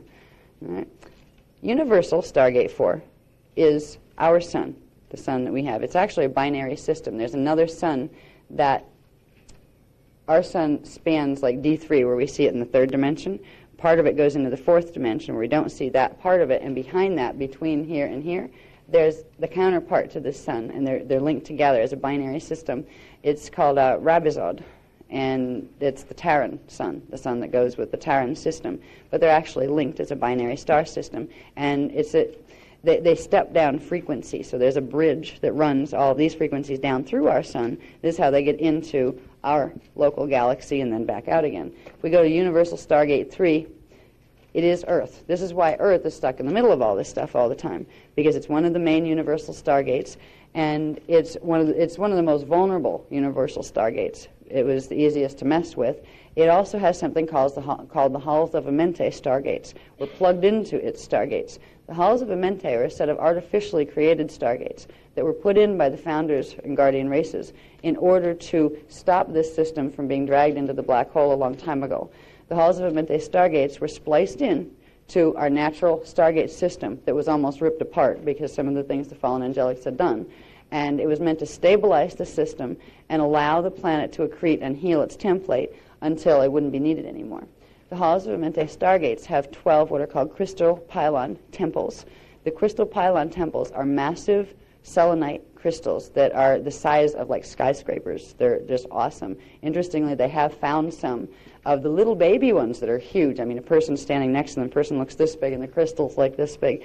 There's a picture on one of our books. We don't have it with us, but on the Templar book, one of the girls who got to go on the science expedition that found them in Chihuahua, Mexico, was there, and she brought some pictures back. She said, "Here, you can use one if you want." She said, "I told you there were big crystals," you know. And she had just happened to come to a workshop and just happened to have the pictures when we were just happening to introduce the crystal temples, right? It was just like, thank you. Yeah. So anyway, we have Universal Stargate 3. Here, Universal Stargate 2 is in Epsilon, and that's in Eridanus, I believe, the Eridanus constellation. And Universal Stargate 1 is in Theta Orion, which is also called Trapezium Orion. It's a set of 4 stars, and I believe they're in Orion's sword as opposed to Orion's belt. That's the Universal Stargate setup. Now, from the universal level, there's a galactic level of each one of these, which means there would be a D12 gate on the galactic level, you know, et cetera, et cetera. Now, D12 gate used to be, on the galactic level, a place called Nibiru, until it got sucked down in the black hole, and now it runs on a totally retarded-looking orbit that is not natural whatsoever, and it dips into our system every 3,657.8 or 8.7 years, and this very weird elliptical orbit that we'll talk more about in the Metatronic workshop, because it has to do about, there's some things about Nibiru and its counterpart Wormwood that we really need to know about in the next few years. What? That's going in the Metatronic workshop. Okay, anyway. It's basically quite simple. There used to be a planet where the asteroid belt is now. That planet was called Maldak. That was, I believe, the 5th one, yeah. That was the 5th one on the galactic level that held Gate 5. So the Gate 5 imprint's still floating around in pieces out in the asteroid belt. Now, that was destroyed in what was called Seeding 2. Seeding 3, the one we're in, Human Seeding 3, began, what was that, 798,000 years ago? Something like that. I forget. God, it's been a long time since I taught the history of the root races. Anyway, do you remember that date? Shoot. My cellular memory must be downloading and clearing out space. When, which wars were they? The 1,000-Year Wars wiped out Seeding 2. 849,000 BC? Something like that. It's in the book anyway. It's in Voyagers Volume 2. Anyway, this was destroyed in Seeding 2. So in Seeding 3, which are our races have come out of Seeding 3 of the angelic human races, it wasn't even there. It was basically asteroid at that point. They used a piece of this, though, to mess with Nibiru, and we'll talk about in the Metatronic workshop what they did to create what's called the Beast. And the Beast is something that is starting to wake up, so we need to know a little bit about it. Anyway, back to Stargates. We have, I'll just run them down in order. 12 used to be Nibiru until they messed with it. 11 used to be Chiron. It was called Chiron. Now, what we have now is a little thingy-dingy that's floating around somewhere between Saturn and Uranus, I believe, that somebody named Chiron. It's a piece of something that they haven't figured out what it is that seems to be in an erratic orbit floating around there. And then there's Charon, which is a Pluto moon.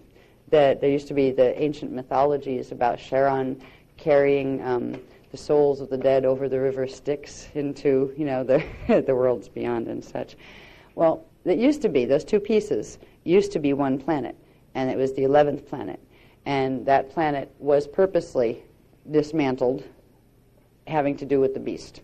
So the thing that happened to Maldak down here as planet 5, it's solar, Galactic Gate 5, and Galactic Gate 12, and Galactic Gate 11, there are messes done to all of these. This has been, the problems we're having on Earth right now are not just about Earth. They affect our whole solar system, and they affect many of the systems going up the universal stargates. This is a universal problem. The only reason we don't remember is because it's such a problem down here, our cellular memory has been wiped out. But we've been a part of this drama all along, and we're getting the wake-up call, like, remember quick, right? You need to do something. Right? But if you take it, if we bring them down on the galactic level, we had 11 was Chiron, 10 was Pluto, 9 was Neptune, 8 was Uranus, 7 was Saturn, 6 was Jupiter, 5 was Maldak, 4 had a gate 2 Nibiru, but it's Mars, 3 again was Earth, okay, and it has one going into Venus. 2 would be the Venus gate on the galactic level, and 1 would be the Mercury gate, all right, and 13 would be the Sun, again, on the galactic level, so it would be 13 and 4 on the universal level. So there's all these gate connections, and all universes, all galaxies, all solar systems have a Cathara grid that horizontally connects them to the vertical Cathara grid of the universal matrix. Now, in a little while, I'll show you, kind of what that looks like. All right. When we take this back onto planet Earth, we're floating around out in the stars out here. We went from the universal level to the galactic level. Now this brings it down to the locations where these things open up on the planet. Right? Earth's 24 primary signet locations. Signet is another word for stargate. Okay? So we have stargate signet sites and Templar Q sites. Now Templar Q sites are interesting little thingies. Templar Q sites are the areas on the planet that are directly over the gates of inner Earth. Okay? They directly connect to the gates of inner Earth where the crystal pylon temples are, which are the activators for Earth stargates. So if you want to activate a stargate here, you go to the Q site and you run the proper frequencies, and then the Q site sends the frequency over to the gate. This is the interface system that was created because the way this planet's grids had been damaged at various different times, it would eventually have imploded because it would not be able to hold this frequency of stellar activation cycles. So the whole Amente program was put in at a couple of different stages, beginning 550 million years ago, when what they call the fall from Tara, which is another story. But the original fall, no, but the last one we can think of that was really, really big. So if you're interested in that history stuff, that story is told in Voyagers Volume 2, 2nd edition and 1st edition.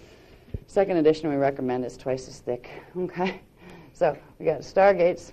We got number 12, Montségur in southern France. 11, southern England in the Vale of Pusey. 10, Abadan, Iran. 9, Bamsao, Tibet. 8, Xi'an, China. 7, Lake Titicaca, Peru. 6, Moscow, Russia. 5, Machu Picchu, Peru. 4, Giza, Egypt. 3, Bermuda Islands.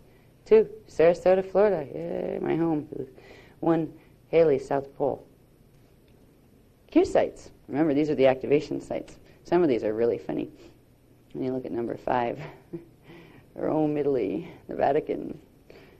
It's the one that controls, that activates this one. Okay.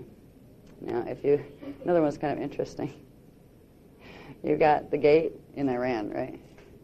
You've got the Q site that activates it in Iraq. Those guys just love each other. You know? Okay. Now, this gets us into a bit of what we're doing roaming around Greece. The Greece islands. Q site 1, Cyprus Island. That's where we're going, I believe, tomorrow, right? Right. Okay. Now, one for number 2. Q Site 2 is Easter Island in the South Pacific. Q Site 3 is Johannesburg, South Africa. Q Site 4, that connects to Giza, is Aguascalientes, Mexico. Q Site 5 is Rome, Italy, literally where the Vatican is sitting on it. That's why the Vatican is sitting there. That has always been a site that certain forces really wanted to hold on to, because Gate 5 connects to what? Gate 5 connects to Tara. All right. If you look at the gate connections, the numbers, just like DNA and things, well, the numbers connect. All right. So 4 goes to the Mars gate, to the solar gate, and that can take you up into, various other gate locations. The big ones are these guys, because just like DNA or just like a dimensional structure, D12 has all the frequencies of everything below it, right? So Gate 12 has all the access codes and all the frequency access to all the ones below it. So these tended to be areas that were highly fought over, this one especially, because it's at D11 that they're trying to dismember this time matrix. They're trying to rip it off from its divine blueprint at D12 and take it in. So this has always been very active when it comes to Anunnaki and Drax and all sorts of things that aren't part of the Dance 4 program that are in the Metatronic workshop. I just want you to know where these things are. So, boy, I can't wait till that Metatronic workshop gets here. Actually, there's 2 of them. There's one Metatronic workshop to get so you understand the history and what it's about, and there's the big wrap-up one that tells us about, okay, what do we do about this mess? And you know what? I'm looking forward to that last one because I haven't heard it yet either. But we'll have it by then. Okay. Number 6 is in the Thar Desert in India. Number 7, Paxos Island, Greece. Paxoi. This is where we're going. We're going to be assisting in a little clearing job that has to do with this. We had gone to Lake Titicaca and Machu Picchu over December, January, like right at the turn of the year there, because we had to do work there. So we've been progressively been being guided to very specific sites that can access the other sites, and that's part of the reason we're in Greece. We're going to work with Cyprus and Paksoi. Let's see. Thank goodness we were originally scheduled to go to Tibet, but the political drama on the intergalactic level has fallen apart to the degree where it doesn't matter if we do, and the political drama on the planetary level is too darn risky, so they told us not to go, that they'll have us do the work elsewhere, because right now I would be really ashamed to bring a group of people over to Tibet or China and find that we get arrested because we meditate, because they're doing that to people over there. And all they need to do is see a bunch of foreigners spinning around in circles chanting songs, and I think it might be a little disruptive. So we were going to originally go to Tibet, but we have been told we do not need to do that. Now, interesting, if you look at Q Site 8 for the Zayan China Gate, it's the Taklamakan Lapnor area of Tibet. And if anybody's familiar with, let's say, Enochian teachings or the teachings of Enoch, they're very much into having their, what do they call it? It's one of their central control spaces of their matrix. And I'm not going to name that on film because I don't need to do that. It's in books already. When we get to Gate 10, we have Iraq. Al-Bashra, Iraq, is where Q-Site 10 is. England's Gate 11. Q-Site is in southern Ireland. It's called the Island. We went there, and we did a big round table there. That was really cool. It was a lovely trip. And it's like in the Irish Sea. And then we went here already, too. We began the activation and anchoring of the D12 frequency with Templar Q-Site 12 in Kauai, Hawaii. And we will be going to Mount Segura in November of this year. And we're almost done with our tour. It'd be nice if we could sit still for a while. But it's kind of fun. It's so wonderful being with you guys. And there's always sometimes it's funny, like there'll be the cluster of the faces that are always there, and then, new faces, and it's exciting. So anyway, this is where the map begins. Okay? Oops, did I skip 9? I did. Okay. Oh, Westbury, southern England. So you have Q-Site 9 that goes with Tibet in southern England, and in a different part of southern England, you have Stargate 11, and that's Q-Site is in Ireland. Okay? So they are the basic ones. Now, there's also 12 other sites that are called scepter sites, which they haven't given yet, but when they got into the scepter codes that has to do with this stuff, It was like, oh, by the way, we'll let you know where they are when the time comes. But this has to do with something that we're going to be asked to help them do, and it's something that they're going to show us how to do in our bodies too, that will create a lot more protection for us from some of the frequencies that are going to be flying around on the planet right now, and it will help us to build the Akasha Merkaba much faster. Okay, so we'll go from basic map, right? Okay, we got Earth, we got local solar system, and we got basic universal galactic gates. Now that spans 12 dimensions, right? Out of the 15-dimensional matrix, that's 12 of them. So that's not just like a little universe. That's pretty good size. Now, if you ever wanted to see how a Cathara grid clusters, here goes insanity. Let's see if I... That's one level. Now, can I explain the darn thing? Okay, yes, I can. I should be able to by now. I've numbered them enough. I think I can. Okay. This is a map of the basic 15 manifestation fields of the universal Vecca, the 7 higher and 7 lower heavens. Now, if we look at it in pieces, it's easier. Right here, we have one Cathara grid, right?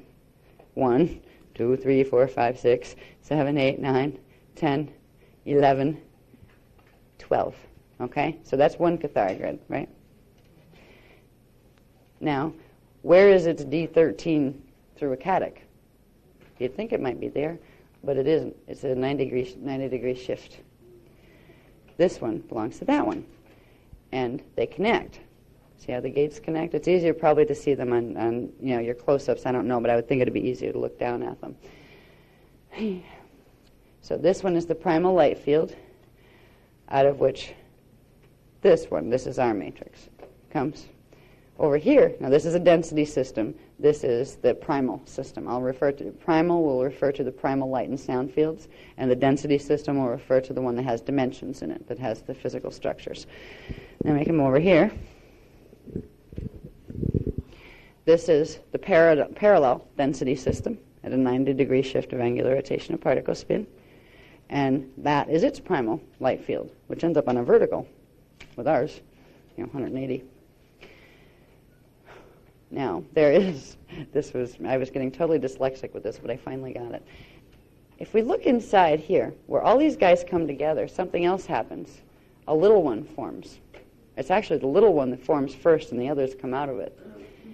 This is what's referred to as inner Earth, or the inner, lower God worlds. It's the entry point to the God worlds.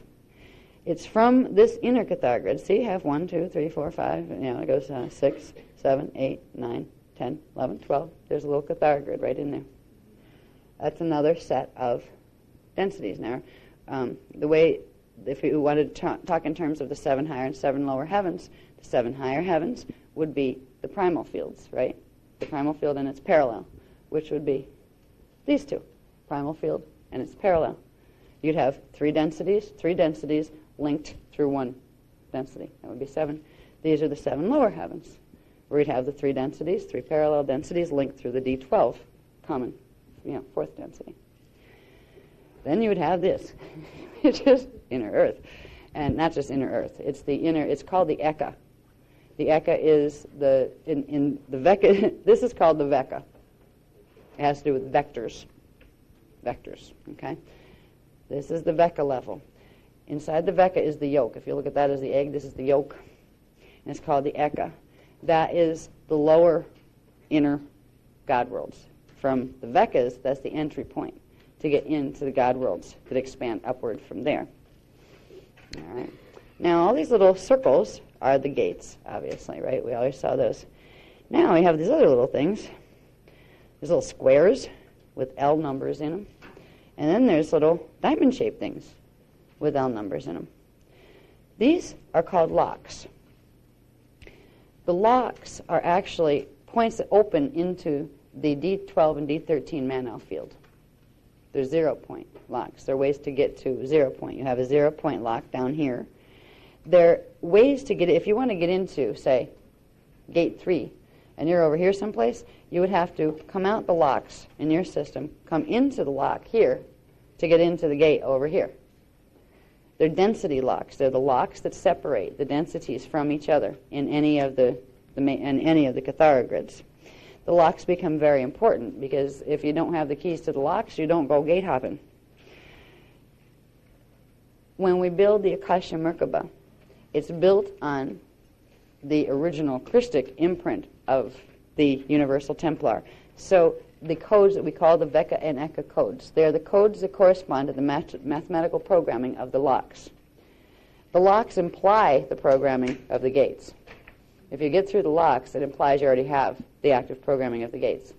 So what we're being taught how to do is the fast way to evolve, which instead of first getting the gate codes and collecting those and then one by one collecting the little lock codes so maybe you can move from one space to another, they're showing us how the system works and what are the main ones that have to be activated to begin the processes in our bodies. They wouldn't be doing this for us right now if it wasn't for the fact that there's a safety factor that they're concerned about, and I know it. And they're always very positive. I mean, these are about the Guardian Alliance people are the furthest away from doom and gloom that you're going to get.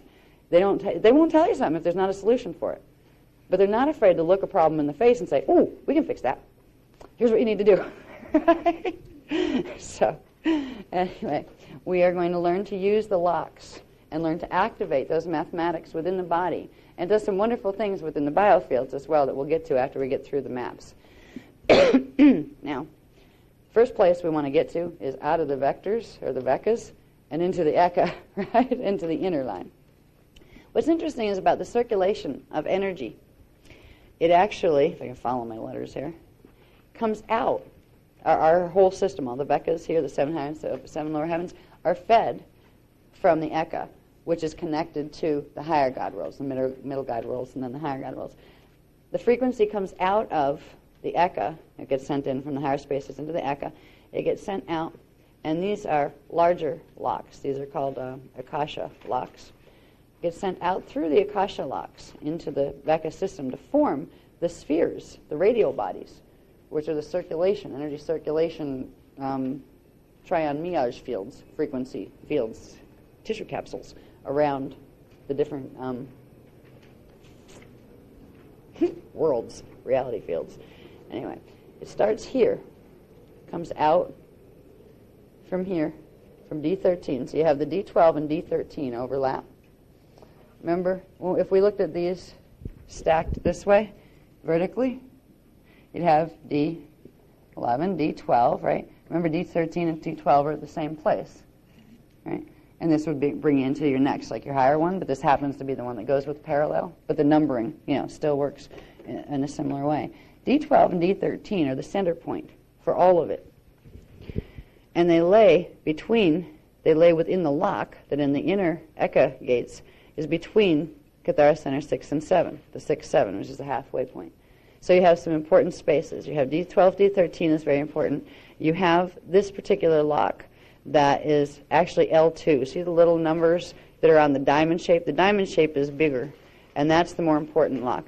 These little squares are called dimensional locks. They exist between each dimensional band. The bigger ones exist between each density. They're the three-dimensional locks. So they're the most important because if you release one of those, it'll automatically release the dimensional locks that go with it. All right. Anyway, the energy comes out from D13, D12. This is in the Eka, inner Earth. For Earth, I'll say inner Earth because inner Earth is what feeds parallel and this Earth. Frequency comes out, comes through the Akasha lock, and circulates in clockwise. It transmits in clockwise, but it does this very sophisticated loop-de-loop all through each one of these Kathara grids. I tried to, it must be nuts. I tried to trace the path of it. Once we got all the layers of this, right, I tried to trace the path of the current. Even just one, just one, trace it all the way down. It was absolutely wacky. You remember the Kathara grid that showed the three flames coming down? Well, it takes that pattern through each level of each of the Kathara grids, and then it does a shift this way, and then a shift that way, 22 degrees this way, 45 degrees that way. And this is sacred geometry at its best. It's enough to make you nuts. But basically, the main flow lines comes out of here, and it begins a clockwise feed. It's feeding energy into the system from the Eka, inner worlds. It's out here. First goes and moves through and forms the radial bodies for the primal light and sound field. It then circulates through those, goes back in, circulates out again, and B, I have to follow my letters. I went crazy doing this one. B comes back in. This is called a natural turnstile because the frequency comes out, the energy comes back out, goes back in, then turns, makes a shift, and comes back out someplace else. Then it comes back out here, but this time it was going counterclockwise. And the next thing it did went from A, created this circulation, then switched direction, came back up and created the parallel primal light field, primal field. Then from B, it went to C, so we went from A to B. Then B came out here, went into C, comes that way, goes into D, so it goes back in, comes up this way, comes back into the inner earth, does its turnstile thingy, and pops out over here. D comes out over here and ends up going over here. Again, reversing spin. So you have clockwise, counterclockwise, clockwise, and it comes this way, and it forms the parallel, right? Then the energy circulates back in, does its little trip, reverses its spin, and it goes from, let me see, to E, F. Yeah, we go to F. F goes back in. F should come out somewhere. Okay.